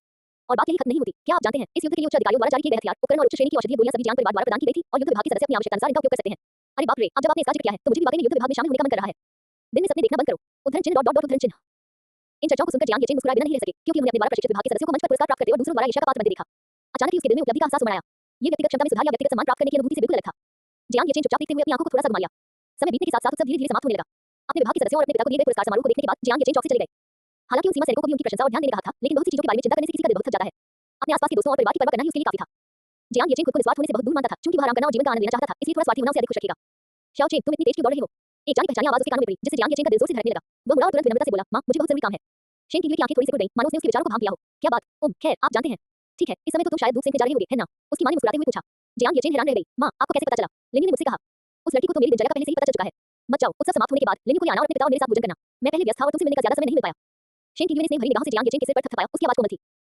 अगर जियांग येचेन के मन में अपने पिता की गलतियों पर उनकी मां द्वारा किए गए व्यवहार की छवि न होती, तो वह वास्तव में ये सोचता कि उसकी सिचुआन चोंग की मां विश्वसनीय रूप से कोमल थी। जरूर, जियांग येचेन ने तुरंत सहमति जताई। शेन की ने अपने बेटे के कॉलर को ठीक किया और उसके गालों को चुटकी से दबाया। मेरा बेटा सचमुच अपनी मां को गौरवान्वित करता है। जियांग येचेन भी अपनी मां को संतुष्ट करने की भावना में लीन हो गया। अपने पिछले जीवन में जब भी उसकी मां उसे देखती थी, वह अपना सिर हिलाती और आह भरती थी, उसने उसके चेहरे पर ऐसा भाव पहले कभी नहीं देखा था। उसे अपनी मां के प्रति अपराध बोध महसूस हो रहा था, जिसने हमेशा उसकी देखभाल की थी। अब वह गर्व से ये भी कह सकता था, मां, आपके बेटे ने आपको निराश नहीं किया है। जियांग येचेन ने अपनी मां से हाल की घटनाओं के बारे में बातचीत की। इसके बाद उत्सव समाप्त हुआ और उसके पिता और सुझान धीरे-धीरे चलकर वहां पहुंचे। सुलिन्यू दौड़कर उनके पास पहुंची और अपनी छाती पर लगा पदक ऊपर उठाते हुए बोली, भाई येचेन, चलिए एक यादगार तस्वीर साथ में लेते हैं। जियांग येचेन उसके कान के पास झुककर फुसफुसाया, क्या तुमने मां से शिकायत की? सुलिन्यू ने धीरे से अपना सिर नीचे झुकाया और बीच-बीच में बड़ी प्यारी नजरों से उसे देखती रही। भाई येचेन, मुझे माफ कर दीजिए, अब से मैं आपकी अनुमति के बिना मां को नहीं बताऊंगी। जियांग येचेन ने झट से सुलिन्यू के लाल होठों को ढक लिया। सुलिन्यू ने अपनी भावपूर्ण आंखों को झपकाया और पूरी तरह से मासूम लग रही थी।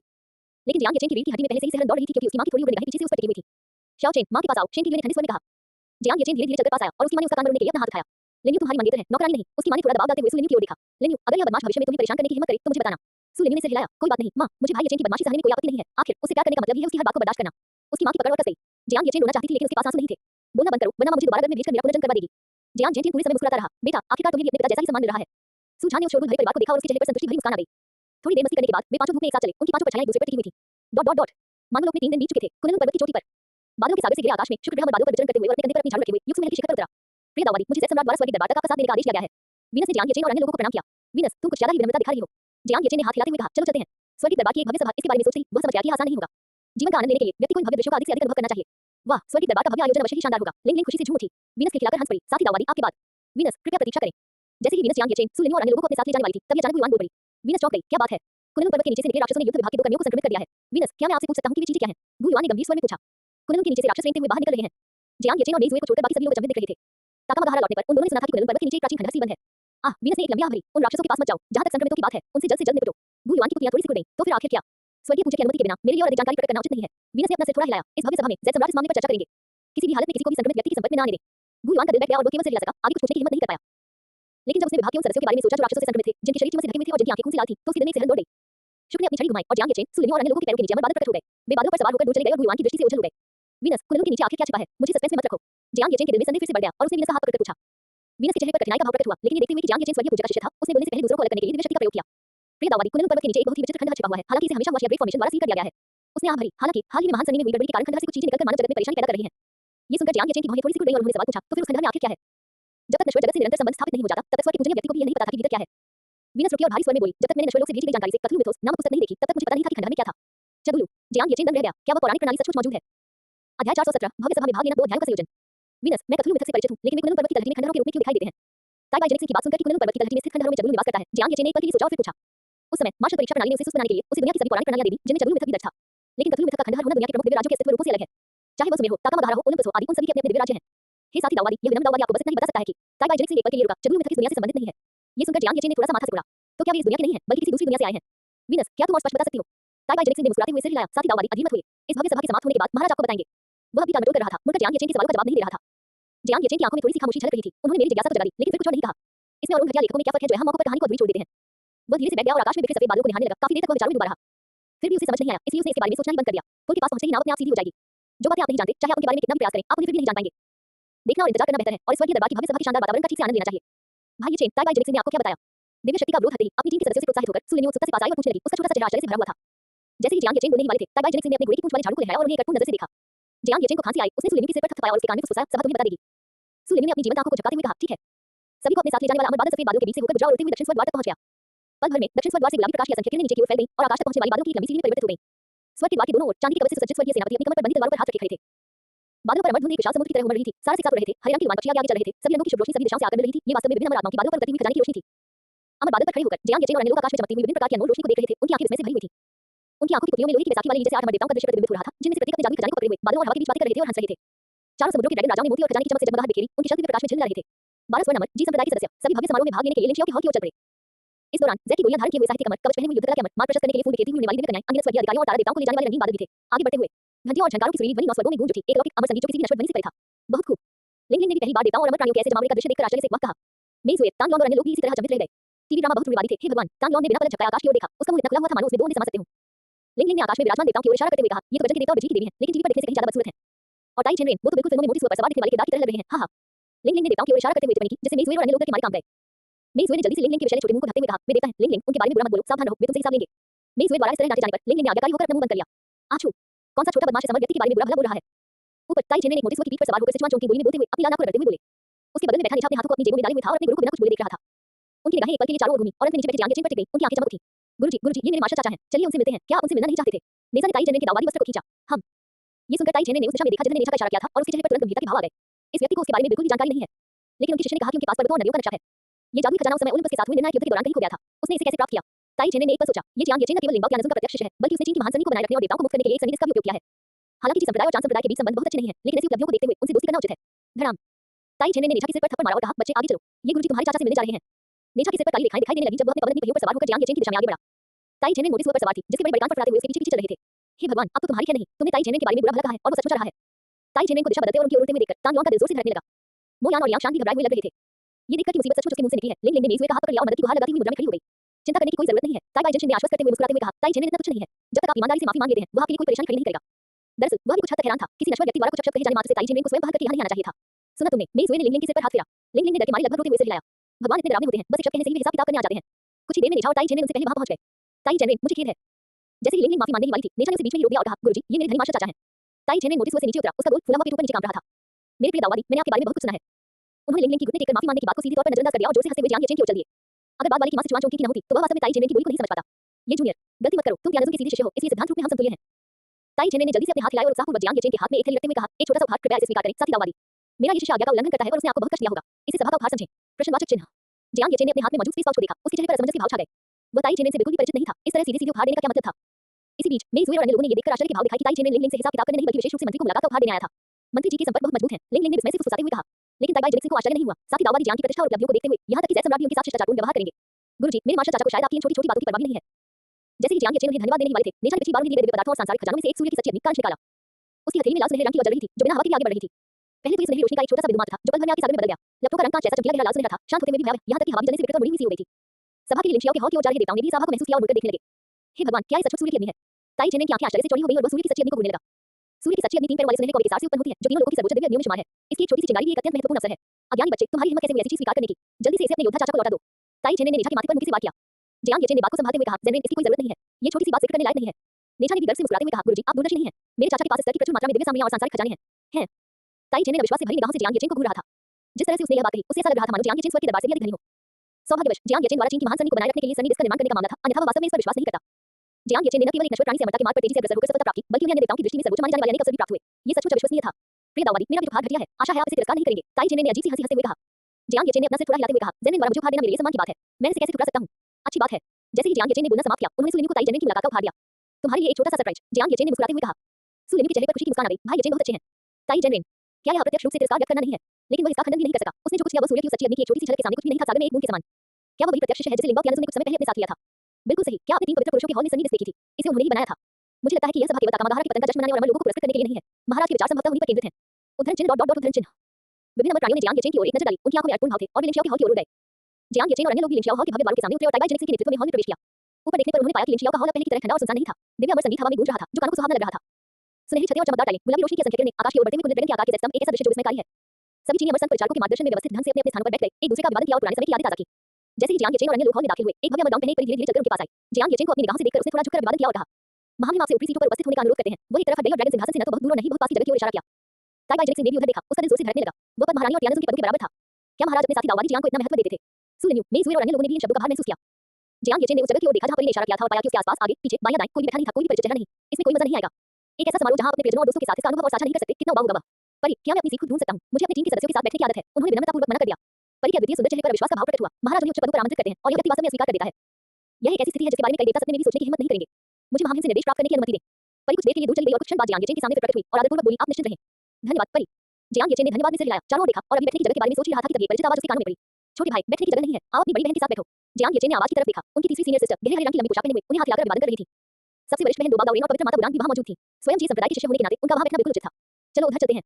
जियांग येचेन अपने साथियों को अपने वरिष्ठ भाइयों और बहनों की सीटों की ओर ले गए। चलते हुए उन्होंने गौर किया और पाया कि हर किसी के बैठने की व्यवस्था अलग-अलग थी। उनके वरिष्ठ भाई और बहनें चांद संप्रदाय के 12 स्वर्ण अमर संतों, शांडू दापाशी और लिंगबाओ यानजुन के प्रत्यक्ष शिष्यों के बीच बैठे थे। उससे ऊपर स्वर्गीय दरबार के 4 सम्राट विराजमान थे। सबसे ऊपर वही स्थान था जिसके ऊपर परी ने पहले इशारा किया था। इस हिसाब से गणना करने पर क्या वह यानजुन परिवार की सीट नहीं होगी? इसमें कोई आश्चर्य की बात नहीं है कि जब परी ने ऊपरी सीटों का जिक्र किया तो वह आश्चर्यचकित दिखी और यहाँ तक कि ताई बाई जेनेन ने भी हैरानी जताई। जियांग येचेन को अभी कोई परवाह नहीं थी। वह इस सभा में केवल इसके माहौल का अनुभव करने और आनंद लेने के लिए आया था। बाकी सब कुछ अप्रासंगिक था। बड़े भाई, बड़ी बहन, जियांग येचेन ने एक-एक करके उनका अभिवादन किया। क्या वे यहाँ बैठ सकते हैं? वे सभी मेरी टीम के सदस्य हैं। यह दोबाल दाओरेन ने अपनी सफेद दाढ़ी सहलाई, कुछ परेशान होकर। यह नियमों के कुछ हद तक विरुद्ध था। बैठो। गुलिन शेंगमू तुरंत खड़ी हो गई और जियांग येचेन को अपने बगल में बैठने के लिए खींच लिया। साथ ही सुलिन्यू और अन्य लोगों को भी इशारा करते हुए कहा, बैठ जाओ। छोटी बहन, शरारत मत करो। जिलिन शेंगमू ने डांटते हुए कहा। फिर सुलिन्यू की ओर मुड़कर बोली, शिष्य, नीचे जाकर बैठो। सुलिन्यू ने जियांग येचेन की ओर देखा और झुककर कहा, जी हाँ गुरुजी। सबसे बड़ी वरिष्ठ बहन, छोटे भाई, तुम भी शरारत मत करो। ये सभा बच्चों का खेल नहीं है। सबसे बड़ी बहन ने ठंडे लहजे में कहा। जियांग येचेन ने आह भरी। वह भी यही कहने ही वाला था कि वह भी नीचे जाकर बैठ जाएगा। दिव्य मार्ग से गूंजती एक आवाज पूरे हॉल में फैल गई। मनुष्य जगत से आए अतिथिगण जहां वहीं बैठे। जैसे ही यह आवाज सुनाई दी, हॉल में मौजूद सभी अमर प्राणियों ने अपनी बातचीत बंद कर दी और एक समान रूप से हॉल के ऊपर स्थित ड्रैगन सिंहासन की ओर देखने लगे। वहां ड्रैगन सिंहासन पर जैद सम्राट विराजमान थे। उनका चेहरा की तरह चिकना, चौकोर और सीधा था। 12 मोतियों की लड़ियों वाला मुकुट पहने हुए सुलिन्यू और अन्य लोगों को सौम्य मुस्कान के साथ देख रहे थे। सभी अमर देवता उठ खड़े हुए और जैद सम्राट को प्रणाम किया। हम महाराज को अपना सम्मान अर्पित करते हैं। जैद सम्राट ने धीरे से सिर हिलाया और शांत स्वर में बोले। उनकी आवाज तेज नहीं थी, लेकिन अमर लोगों के कानों में वही बड़ी घंटी की तरह गूंजी। सभी पथों के अमर आत्माओं उठो। तभी वहां एकत्रित सभी अमर आत्माएं एक साथ उठी, अपने हाथों को बगल में रखकर खड़ी हो गई, गंभीर और भावहीन मुद्रा में। जियांग येचेन, जब हमने आपको उच्च पदों पर आमंत्रित किया था, तब आप अनिच्छुक क्यों थे? जैद सम्राट ने जियांग येचेन की ओर देखा और पूछा। लेकिन इस सवाल ने सभी अमर लोगों को चौंका दिया। ऊपरी सीटें, क्या वो त्यानसुन परिवार की सीटें नहीं थी? और जियांग येचेन चुप था। फुफकार। अध्याय 418 योग्यता को पुरस्कृत करना। 2 अध्याय 1 में स्वर्गीय दरबार चमत्कारी धुन का हॉल। स्वर्ण मणि और शानदार चमत्कारी धुन के हॉल के अंदर चमकदार टाइलें दिव्य प्रकाश को प्रतिबिंबित कर रही थी, जो इंद्रधनुषी धुन के साथ बह रही थी। हालांकि अमर लोग इस बात से आश्चर्यचकित थे कि महाराज ने जियांग येचेन को 3 दिव्य पुंजों के साथ बैठने की अनुमति दी, लेकिन उन्हें उसके लिए थोड़ी चिंता भी महसूस हुई। ज़ैद सम्राट ने निमंत्रण भेजा था, लेकिन जियांग येचेन को ये पसंद नहीं आया। यदि उसका जवाब ज़ैद सम्राट को संतुष्ट नहीं कर पाया, तो आशंका थी कि ज़ैद सम्राट उसके बारे में बहुत ही नकारात्मक धारणा बना लेंगे। अमर लोग जियांग येचेन को देखे बिना नहीं रह सके। जूनियर मार्शल ब्रदर, आप तो महाराज की इच्छा का भी उल्लंघन कर रहे हैं। कृपया शीघ्रता से अपनी बात स्पष्ट करें और जल्दबाजी में कोई कार्रवाई न करें। कछुआ आत्मा पवित्र माता ने गंभीरता से कहा, अपना सामान्य चंचल स्वभाव खोते हुए। स्वर्गीय दरबार साथी शिष्यों के बीच होने वाली अनौपचारिक बातचीत जैसा नहीं था, वहां पदानुक्रम, शिष्टाचार और सामाजिक मर्यादा का अत्यधिक महत्व था। डोबा दाओ ने भी हल्की से सिर हिलाया। जूनियर मार्शल ब्रदर, कृपया किसी भी गलतफहमी से बचने के लिए महाराज को शीघ्र ही स्पष्ट रूप से अपनी बात समझा दें। जियांग येचेन की भौहें थोड़ी सी खुल गईं। वह इस भव्य समारोह में जीवन का अनुभव करने और माहौल का आनंद लेने आया था। ये रोजाना का सिलसिला इतनी जल्दी क्यों शुरू हो गया? सीट चुनना भी इतना मुश्किल था। दिन कामचोरी का विकल्प सक्रिय हो गया। विकल्प 1, ज़ैद सम्राट की पूछताछ का सामना करते हुए आप स्पष्टीकरण देने के लिए बहाने ढूंढने, ज़ैद सम्राट की चापलूसी करने और किसी तरह स्थिति को संभालने की पूरी कोशिश करते हैं। पुरस्कार, चापलूसी करता की उपाधि। विकल्प 2, ज़ैद सम्राट की पूछताछ का सामना करते हुए आप सीधे तौर पर काम में ढिलाई बरतते हैं और उसे अनदेखा करते हैं। जब तक आप खुश हैं, दूसरों को क्या फर्क पड़ता है? इनाम, कम स्तर की ढिलाई का उपहार पैक। विकल्प 3, ज़ैद सम्राट की पूछताछ का सामना करते हुए ये सोचते हुए कि बहाने बनाना थका देने वाला है और इसे अनदेखा करने से बहुत परेशानी होगी, जो बेहद निराशाजनक है। आप अपने दिल की बात मानकर जवाब देने और कार्रवाई करने का विकल्प चुनते हैं। पुरस्कार, उच्च स्तरीय हास्य उपहार पैक। जियांग येचेन ने सिस्टम द्वारा प्रस्तुत 3 विकल्पों पर एक नजर डाली, उनकी आंखें थोड़ी सी खुल गईं। सरसरी तौर पर देखने के बाद तीसरा विकल्प उनकी पसंद के बिल्कुल अनुकूल था। अपने पिछले जीवन में जब जियांग परिवार का पतन हुआ, तो उसने अपनी इच्छा के विरुद्ध हर जगह लोगों से भीख मांगी, वरिष्ठों की चापलूसी की और कुछ चांदी के सिक्कों के लिए गिर गिराया। अगर आपने एक और जीवन जिया है, भले ही वो महान और शक्तिशाली ज़ैद सम्राट का जीवन ही क्यों न हो, तो क्या हुआ? अगर उसने उसे दुखी किया, तो सबसे बुरी स्थिति में वह इस स्वर्गीय दरबार में फिर कभी नहीं आएगा। क्या मानव लोक में आराम से रहकर जीवन का आनंद लेना बेहतर नहीं होगा? जियांग येचेन ने हॉल के शीर्ष पर, जहां ज़ैद सम्राट ड्रैगन सिंहासन पर बैठे थे, ऊपर की ओर देखा और धीरे-धीरे अपनी सीट से उठ खड़े हुए। महामहिम, आपकी दयालुता के लिए धन्यवाद, लेकिन मैं अपने वरिष्ठ भाइयों, वरिष्ठ बहनों और विभाग के सदस्यों के साथ बैठना पसंद करूंगा। फुफकार। जैसे ही ये शब्द बोले गए, वहां मौजूद अमर प्राणी स्तब्ध रह गए। भले ही जियांग येचेन की उपलब्धियां असाधारण थीं, फिर भी वह महाराज से इतनी स्वेच्छा से बात नहीं कर सकते थे। इससे महाराज को आसानी से नाराजगी हो सकती है, क्योंकि उन्हें लग सकता है कि जियांग येचेन अहंकारी और घमंडी है। डोबा दाओ और तीनों पवित्र माताएं भी परेशान दिख रही थीं, उनकी भौहें सिकुड़ी हुई थीं। सुलेन्यू, मेइज़ुएर और अन्य लोगों की आंखों में भी चिंता के भाव थे। महामहिम, जूनियर मार्शल ब्रदर पहली बार स्वर्गीय दरबार की भव्य सभा में भाग ले रहे हैं और वे नियमों से कुछ हद तक अनभिज्ञ हैं। मुझे आशा है कि महाराज उन्हें क्षमा कर देंगे। अप्रत्याशित रूप से आमतौर पर सख्त और जिद्दी रहने वाली सबसे बड़ी बहन तुरंत खड़ी हो गई। जियांग येचेन को अपने पीछे खींच लिया और ज़ैद सम्राट को तुरंत समझाने लगी। ड्रैगन सिंहासन पर विराजमान ज़ैद सम्राट ने धीरे-धीरे अपनी मुस्कान वापस ले ली। जियांग येचेन का जवाब वाकई उनकी उम्मीदों से परे था। हालांकि जियांग येचेन ने हुआशिया ब्रेक फॉर्मेशन में अभूतपूर्व योगदान दिया था और उनकी ताकत ने उनकी समझ को ही बदल दिया था। लेकिन सबसे महत्वपूर्ण बात यह थी कि वह एक व्यक्तिगत शिष्य थे। इसके अलावा इस सभा के समाप्त होने के बाद भी उसे कुछ पूछना बाकी था। कुनलुन पर्वत के नीचे स्थित खंडहरों से भाग निकले काले बकरे के वंशज के लिए जियांग येचेन की ताकत सबसे अच्छा विकल्प थी। ज़ैद सम्राट ने अपना हाथ उठाया और दबाया। कोई बात नहीं, बल्कि इतने भावपूर्ण शब्द सुनना मेरे लिए काफी आश्चर्यजनक था। अगर ऐसा है तो आप बैठ जाइए। महाराज के इस रवैये से कुछ आश्चर्यचकित होकर सभी अमर प्राणियों ने अपनी भौहें ऊपर उठा ली। डोबा दाओ और तीनों पवित्र माताओं ने भी आश्चर्य के भाव दिखाए। लेकिन किसी ने भी खुलकर बात नहीं की या चर्चा नहीं की, वे सब चुपचाप सदमे में थे। धन्यवाद महाराज, जियांग येचेन ने ज़ैद सम्राट को प्रणाम किया। ज़ैद सम्राट ने मुस्कुराते हुए सिर हिलाया। दिन, होस्ट को सेकंड ऑफ का विकल्प चुनने के लिए बधाई। इनाम, high level second gift pack. क्या आप इसे खोलना चाहेंगे? जैसे ही जियांग येचेन वापस बैठा, सिस्टम की चेतावनी उसके कान में सुनाई दी। उसे उपहारों का पैकेट खोले काफी समय हो गया था। अब वह खुद को खुश करने और पिछली घटना की अप्रियता को दूर करने के लिए एक पैकेट खोलेगा। सिस्टम, गिफ्ट पैक खोलो, उसने सोचा। मेजबान को सर्वोच्च श्रेणी की शुद्धि प्राप्त करने पर बधाई। विस्मयादिबोधक चिन्ह, प्रश्नवाचक चिन्ह। जियांग येचेन की आंखें थोड़ी चौड़ी हो गईं। पहले से ही सर्वोच्च श्रेणी का पुरस्कार। बहुत बढ़िया, बहुत बढ़िया, बहुत बढ़िया। सिस्टम, तुम वाकई मुझे खुश करना जानते हो। चेहरे पर मुस्कान लिए उसने इनाम के विवरण पर क्लिक किया। सर्वोच्च स्तर की शुद्धि सभी प्रकार की अशुद्धियों को दूर कर सकती है। शुद्धि का स्तर मेजबान की स्वयं की शक्ति से जुड़ा होता है। शक्ति जितनी अधिक होगी, शुद्धि का स्तर उतना ही उच्च होगा। साथ ही इस कौशल से युक्त मेजबान किसी भी प्रकार के प्रदूषण से प्रभावित रहेगा। प्रदूषण को शुद्ध करना, क्या इसे सर्वोच्च श्रेणी का पुरस्कार भी माना जा सकता है? जियांग येचेन अवाक रह गया। वो समझ नहीं पा रहा था कि सर्वोच्च श्रेणी के शुद्धिकरण का क्या उपयोग हो सकता है। प्रदूषण, प्रदूषण, रुको। जब वे स्वर्गीय दरबार की ओर जा रहे थे, तब भुइवान ने कुछ कहा था। उसकी आंखें सिकुड़ गईं। उस समय जब कुनलुन पर्वत के नीचे से रेंगते हुए राक्षसों का जिक्र हुआ था, तो भुइवान के शब्दों से संकेत मिलता था कि उन राक्षसों में लोगों को संक्रमित करने की क्षमता थी। इसके अलावा वीनस के पास भी राक्षस संक्रमण को हल करने का कोई तरीका नहीं दिख रहा था और उसने संक्रमित लोगों से निपटने के लिए भुइवान को नियुक्त किया। तब शायद ये सर्वोच्च श्रेणी का शुद्धिकरण कुनलुन पर्वत के नीचे स्थित खंडहरों में मौजूद चीजों से निपटने में सक्षम हो सके। ये सोचकर जियांग येचेन को सुरक्षा की भावना का एहसास हुआ। ये सुस्ती इस सिस्टम ने वास्तव में उन्हें भविष्य के सभी खतरों से निपटने में मदद की। जियांग येचेन ने अपना गाल ऊपर उठाया। उनके चेहरे पर एक शांत और सहज भाव था। येचेन भाई, उसके पीछे बैठी सुलेन्यू ने उसे उंगली से धक्का दिया। जियांग येचेन ने सिर घुमाकर देखा। वो ज़ैद सम्राट है, क्या तुम्हें डर नहीं लगता? उसने धीमी आवाज में पूछा। चीनी पौराणिक कथाओं में ज़ैद सम्राट, जो तीनों लोगों पर शासन करने वाले स्वर्गीय दरबार के सह प्रभु थे, एक ऐसे व्यक्ति थे जिनके सामने देखने के लिए भी लोग अपना सिर झुका लेते थे। लेकिन येचेन भाई ने ज़ैद सम्राट की इच्छाओं का पालन करने का साहस नहीं किया और यहाँ तक कि ज़ैद सम्राट को समझौता करने के लिए भी मजबूर कर दिया। मुझे डर है, जियांग येचेन ने हल्की मुस्कान के साथ सुलेन्यू के छोटे से सिर को सहलाते हुए कहा। लेकिन हम किसी के अधीन नहीं हैं। तुम हो, मैं हूं और हमें चुनने का अधिकार है। सुलेन्यू की आंखें क्षण भर के लिए स्तब्ध रह गईं जब उसने येचेन भाई की कांपती हुई आंखों में देखा। ये शब्द सुनकर वरिष्ठ भाई और वरिष्ठ बहन भी गहन चिंतन में डूब गए। तो क्या मैं ऐसा न करने का विकल्प चुन सकता हूं? ये ठीक नहीं है। मेइज़ुए के बोलते ही जियांग येचेन ने उसे बीच में ही रोक दिया। तुमने विभाग प्रमुख के मामलों को संभालने में मेरी मदद करने का वादा किया था। हम विश्वासघात नहीं कर सकते। मेइज़ुए की मनमोहक आंखों में आक्रोश झलक रहा था। उसने जियांग येचेन की ओर देखा और चिढ़कर बोली, दोहरा मापदंड। इससे मोयान और बाकी लोग हंस पड़े। बातचीत और हंसी के बीच पश्चिम की महारानी नौ फीनिक्स बादलों की रथ में आ पहुंची। उनका सोने से मड़ा फीनिक्स वस्त्र हवा में लहरा रहा था और उनकी सुरुचिपूर्ण और राजसी उपस्थिति ने सभी अमर प्राणियों को एक-एक करके सम्मान देने के लिए खड़े होने पर मजबूर कर दिया। इसके बाद बैंगनी ऊर्जा ने स्वर्ग के द्वारों को भर दिया। हरी ऊर्जा संघनित होकर एक छत बन गई और पीले बादलों ने एक कमल के आसन का निर्माण किया, क्योंकि तीन पवित्र आत्माओं के दिव्य रथ धीरे-धीरे रोज स्वर्ग से ज़ैद की सीढ़ियों पर उतर आए। तीनों दिव्य पूजों के कमलनुमा आसन समानांतर रूप से आगे बढ़े। मुख्य हॉल तक पहुंचने से पहले ही ज़ैद सम्राट ने अमर देवताओं का स्वागत करने के लिए उन्हें सीढ़ियों से नीचे उतारा। अमर संगीत फिर से बज उठा और शुभ बादलों से सजे लंबे रास्ते पर सभी अमर लोगों ने सम्मानपूर्वक सिर झुकाया। घंटियां और ढोल एक बार फिर बज उठे और चमत्कारी धुन का पूरा हॉल एक सौम्य और राजसी दावदीप्ति में डूब गया। ज़ैद सम्राट ने स्वयं तीनों दिव्य पूजों को उनके स्थान पर पहुंचाया। आज का ये भव्य आयोजन मेरे द्वारा ताकमागाहरा युद्ध में मेरी महान विजय का जश्न मनाने के लिए आयोजित किया गया है। मैं देवयुग में अपने अथक परिश्रम और पूर्ण प्रयासों के लिए सभी अमर देवताओं को धन्यवाद भी देता हूं। ज़ैद सम्राट के बोलने के बाद उन्होंने बगल में बैठी पश्चिम की महारानी मां की ओर देखा। बाद वाली ने अपनी फीनिक्स जैसी आंखों को झपकाया, थोड़ा सा हिलाया और अपना हाथ उठाया। चपटे आड़ू प्रदान करो। जैसे ही उसने बोलना शुरू किया, चपटे आड़ू से भरी टोकरियां हॉल के बाहर से अंदर आ गईं। उन्होंने अंदर आने से पहले अमर देवताओं को प्रणाम किया और फिर उन्हें चपटे आड़ू बांट दिए। ये चपटे आड़ू भी बहुत नखरे वाले थे। दूसरी पीढ़ी के शिष्यों, बंदर राजा और नीचे बैठे अन्य लोगों को केवल चपटे आड़ू ही मिल सकते थे जो हर 3000 साल में एक बार पड़ते थे। बंदर राजा और नेछा ने हथेली के आकार के चपटे आड़ूओं को देखा, एक दूसरे की ओर देखा और उन्हें वापस मेज पर रख दिया, क्योंकि उन्हें बिल्कुल भी भूख नहीं थी। इसी बीच मध्य भाग में स्थित जियांग येचेन को ऐसे चपटे आड़ू प्राप्त हुए जो हर 6000 वर्षों में एक बार पड़ते थे। वे 4 मुट्ठी जितने बड़े थे और उनसे एक मनमोहक सुगंध निकलती थी। सुलेन्यू, मेइज़ुए और अन्य लोगों को भी 6000 साल में पकने वाले चपटे आड़ू मिले। उन्होंने खुशी से अपने चेहरे पर आड़ू रखे। पिछली बार जब वे साधना करने के लिए पहली बार स्वर्ग के दरबार में आए थे, तब सुलेन्यू ने उन्हें चपटे आड़ू के टुकड़ों का एक डिब्बा दिया था और उन्हें खाने के बाद तत्काल ही इसका असर हुआ था। महज़िक रात में उन्होंने कई छोटे-छोटे लोगों को सीधे दिया था। लेकिन इस बार यही पूरा चपटा आड़ू था। अगर वे इसे खा लेते तो उनकी ताकत में निश्चित रूप से गुणात्मक वृद्धि होती। विभाग के सदस्य अपने विभाग प्रमुख की ओर देखने से खुद को रोक नहीं पाए। उनकी आंखें कृतज्ञता और राहत से भरी हुई थी। अगर विभाग प्रमुख ने उन्हें अब यहाँ बैठने की अनुमति नहीं दी होती, तो निश्चित रूप से उन्हें अवसर नहीं मिलता। वे मन ही मना हरे बिना नहीं रह सके कि विभाग प्रमुख के पीछे-पीछे सूपी ने जाने से भी ऐसा अवसर मिल सकता है। ऐसा विभाग प्रमुख सचमुच बहुत ही शानदार था। 6000 साल में पकने वाले चपटे आड़ू पाकर वे अत्यंत प्रसन्न थे, लेकिन जियांग येचेन ने अपने चपटे आड़ू को तिरस्कार भरी नजरों से देखा। जब से उन्होंने पिछली बार 9000 साल में पकने वाले फ्लैट पीच का स्वाद चखा था, तब से वे वास्तव में अन्य किस्मों में कोई दिलचस्पी नहीं दिखा पाए थे। जूनियर मार्शल ब्रदर, आप क्यों नहीं खा रहे हैं? इस चपटे आड़ू का सेवन करने से अमरता प्राप्त हो सकती है, आपकी साधना स्थिर हो सकती है और स्वर्ग और पृथ्वी के नियमों के कारण होने वाली जीवन काल की हानि की भरपाई हो सकती है। कछुआ आत्मा पवित्र माता ने भोजन करते हुए शरारती आंखों से कहा, यह आपकी साधना के लिए बहुत लाभकारी है। यदि आप इसे नहीं खाएंगे, तो मैं आपसे नरमी से पेश नहीं आऊंगी। ये सुनकर जियांग येचेन मुस्कुरा उठा। साधना, उसे साधना करने की आवश्यकता नहीं थी। वो फ्लैट पीच के स्वाद और उससे मिलने वाले शारीरिक और मानसिक आनंद की तलाश में था। लेकिन 9000 साल में पकने वाले चपटे आड़ू का आनंद केवल सम्राट और स्वर्ग के पूजनीय लोग ही उठा सकते थे। बड़ी बहन, आप इसे खा लीजिए। जियांग येचेन ने चपटे आड़ू को कछुआ आत्मा पवित्र माता की ओर धकेल दिया। बाद वाला एक पल के लिए सब रह गया, फिर बिना शिष्टाचार दिखाई खाने लगा। जूनियर मार्शल ब्रदर सबसे अच्छा है। छोटी बहन, तुम तो छोटे भाई की चपटे आड़ू भी छीन रही हो। कितनी अशोभनीय बात है। स्वर्णिम आत्मा वाली पवित्र माता की ठंडी फटकार भरी आवाज गूंज उठी। कछुआ आत्मा पवित्र माता ने उसकी ओर देखा। जूनियर मार्शल ब्रदर ने यह मुझे दिया है, तुम बस ईर्ष्या कर रही हो। स्वर्णिम आत्मा वाली पवित्र माता का बर्फीला चेहरा और भी ठंडा हो गया। बीच में फंसी जियांग येचेन के चेहरे पर बेबसी का भाव था। छोटी मार्शल ब्रदर, इसे खा लो, ये तुम्हारी साधना के लिए बहुत लाभदायक होगा। लेकिन गोल्डन स्पिरिट होली मदर ने थर्ड मार्शल सिस्टर से बहस जारी नहीं रखी, इसके बजाय उन्होंने अपना फ्लैट पीच उसे सौंप दिया। जियांग येचेन स्तब्ध रह गई। बड़ी बहन, मैं नहीं, इसे ले लो, मुझे ऐसी चीजें खाना पसंद नहीं है। सबसे बड़ी बहन ने अपने हाथ में चपटा आड़ू उठाते हुए अपने लाल होठों को सिकुड़ते हुए और ठंडे स्वर में कहा। सबसे बड़ी बहन को देखकर जियांग येचेन को ऐसा महसूस हुआ जैसे कोई बड़ी बहन उसे लाड प्यार कर रही हो। ठीक है, फिर उसके पास इसे स्वीकार करने के अलावा कोई विकल्प नहीं था और उसने पूछा, तो फिर बड़ी बहन, आपको खाने में क्या पसंद है?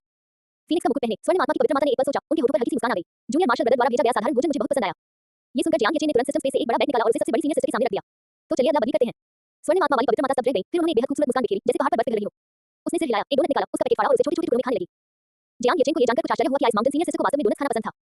मैं जानता हूं कि सभी अमर लोगों ने ताकमागारा को पूरी तरह से नष्ट करने में कड़ी मेहनत की है और महान उपलब्धियां हासिल की हैं। चपटे आड़ू बांटने वाली परियों के चले जाने के बाद जेड सम्राट ने धीरे से कहा, चूंकि इसमें गुण है, इसलिए मैं स्वाभाविक रूप से पुरस्कार प्रदान करूंगा। उसने वीनस से नजरें मिलाई और सिर हिलाया। वीनस धीरे-धीरे हॉल के सामने की ओर चली, उसके हाथ में एक चमकीला जेड का स्क्रॉल था और उसने जोर से कहा, महान स्वर्ग के स्वर्ण द्वार के जेड सम्राट, प्राकृतिक रहस्य के सर्वोच्च संप्रभु और परम सत्य ने पुरस्कार प्रदान करने का फरमान जारी किया है। जैसे ही ये शब्द कहे गए, हॉल में उपस्थित सभी अमर और देवता खड़े हो गए और आदेश की प्रतीक्षा में झुक गए। तीनों पवित्र जनों की आंखें उदासीन थीं और ऐसी प्रक्रियाओं पर कोई प्रतिक्रिया नहीं दिखा रही थी। जेड सम्राट ने धीरे से अपना हाथ उठाया, उनकी आवाज बुलंद नहीं थी, लेकिन उसमें स्वर्ग और पृथ्वी के नियमों की गरिमा समाहित थी, जो स्वर्ग के दरबार के हर कोने में फैल रही थी। मानव जगत में शांति है और सभी देवताओं द्वारा अपने कर्तव्यों का पालन करने और सभी जीवित प्राणियों की रक्षा करने के कारण बाहरी दुनिया के शत्रुओं में से एक को हटा दिया गया है। इस भव्य अवसर पर पुण्य का पुरस्कार दिया जाएगा, अमर पदों पर पदोन्नति होगी और आपके कर्मों के सम्मान में स्वर्गीय लाभ प्रदान किए जाएंगे। जैसे ही आवाज बंद हुई, दोनों पक्षों के अमर अधिकारियों ने सोने के अभिलेख, जेड की गोलियां, अमर वस्त्र, जेड की बेल्ट, गोल्डन कोर और जेड नेक निकाले और दोनों कतार में खड़े हो गए। वीनस ने जेड की पट्टिका खोली और क्रमबद्ध तरीके से बोली, जब विदेशी देवताओं ने पूर्वी सागर पर आक्रमण किया, तो जी संप्रदाय के अमरों ने धर्म के लिए स्वयं को बलिदान कर दिया और पीछे हटे बिना दृढ़ता से डटे रहे। जेड अमृत से परिपूर्ण, बैंगनी हवेली अमर गैनोरमा। उद्धरण चिन्ह उद्धरण चिन्ह। मानव लोक के मेघ यान को विदेशी शत्रुओं का प्रतिरोध करने और मानव लोक के लोगों की रक्षा करने के लिए 9 चक्रों वाले स्वर्णिम अमृत से नवाजा गया है। उन्हें अमर वस्त्र और जेड प्रदान किए गए हैं और उन्हें दिव्य पद प्रदान किया गया है। मानव जगत की नई ने ताकमागारा के साथ हुए देव युद्ध में 100 से अधिक शत्रुओं का वध किया, जिसके लिए उन्हें स्वर्णिम कोर और अमरता के पद प्रदान किए गए और वे स्वर्गीय सैनिकों और जनरलों में शामिल हो सकते हैं। उद्धरण चिन्ह उद्धरण चिन्ह।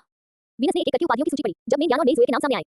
जियांग येचेन आश्चर्यचकित हुए बिना नहीं रह सके। स्वर्ग के न्यायालय ने वास्तव में उनके विभाग के सदस्यों के योगदान को भी शामिल किया था। वाह, नीम के देवता, बहन ज़ुए, आप लोगों को भी पुरस्कार मिले हैं। लिंग लिंग उत्साह से खड़ी हो गई। नीम के देवता और नई भी स्तब्ध रह गए, उनकी आंखों में आश्चर्य और विस्मय झलक रहा था। तुम लोग किस लिए हैरान हो रहे हो? जियांग येचेन ने उन दोनों की ओर मुड़कर देखा। जाओ और अपना इनाम स्वीकार करो, तुमने इसे कमाया है। नीम के देवता और नई धीरे-धीरे होश में आए और कृतज्ञता से भरी निगाहों से जियांग येचेन को देखने लगे। ये कहा जा सकता है कि जियांग येचेन के बिना वे आज उस मुकाम पर नहीं होते जहां वे हैं। इन्हें जियांग येचेन ने बनाया था। मालिक, धन्यवाद, भविष्य में चाहे कुछ भी हो जाए, मैं आपका कर्मचारी हूं। नीम के देवता अब अपने सामान्य नींद से भरी आंखों वाले रूप में नहीं थे, बल्कि सच्चे शब्दों में बोल रहे थे। नई ने मधुर स्वर में कहा, विभागाध्यक्ष धन्यवाद। उसने दिव्य शक्ति के माध्यम से एक संदेश भी भेजा, जिसमें महत्व लहजे में कहा, मैं आपको आपकी इच्छानुसार धन्यवाद दूंगी। जियांग येचेन ने बेबसी से सिर हिलाया, आगे बढ़ो। दोनों हॉल के बीचों बीच गए, झुककर प्रणाम किया और अपने पुरस्कार स्वीकार किए। जियांग येचेन ने उन दोनों को देखा, अपने दिल में संतुष्टि महसूस की और धीरे-धीरे उसे अपनी मां की उस गर्व का एहसास होने लगा जो उसे देखकर होता था। हॉल में उपाधि प्राप्त करने वाले सभी अमर एक करके आगे आए। जेड सम्राट ने स्वयं आदेश जारी किए, जिनमें अमर पद में पदोन्नति, दिव्य पदों की वृद्धि या जादुई खजाने और अमरता की गोलियों का वरदान शामिल था। जिन अमृत प्राप्त हुए थे और देवताओं ने कृतज्ञता व्यक्त करने के लिए प्रणाम किया, फिर खड़े होकर अपने स्थानों पर लौटे। प्रत्येक व्यक्ति दिव्य प्रकाश से दमक रहा था और पहले से भी अधिक गरिमामय प्रतीत हो रहा था। जब अमर लोग अपनी सीटों पर लौट आए, तो वीनस ने पढ़ना जारी रखा।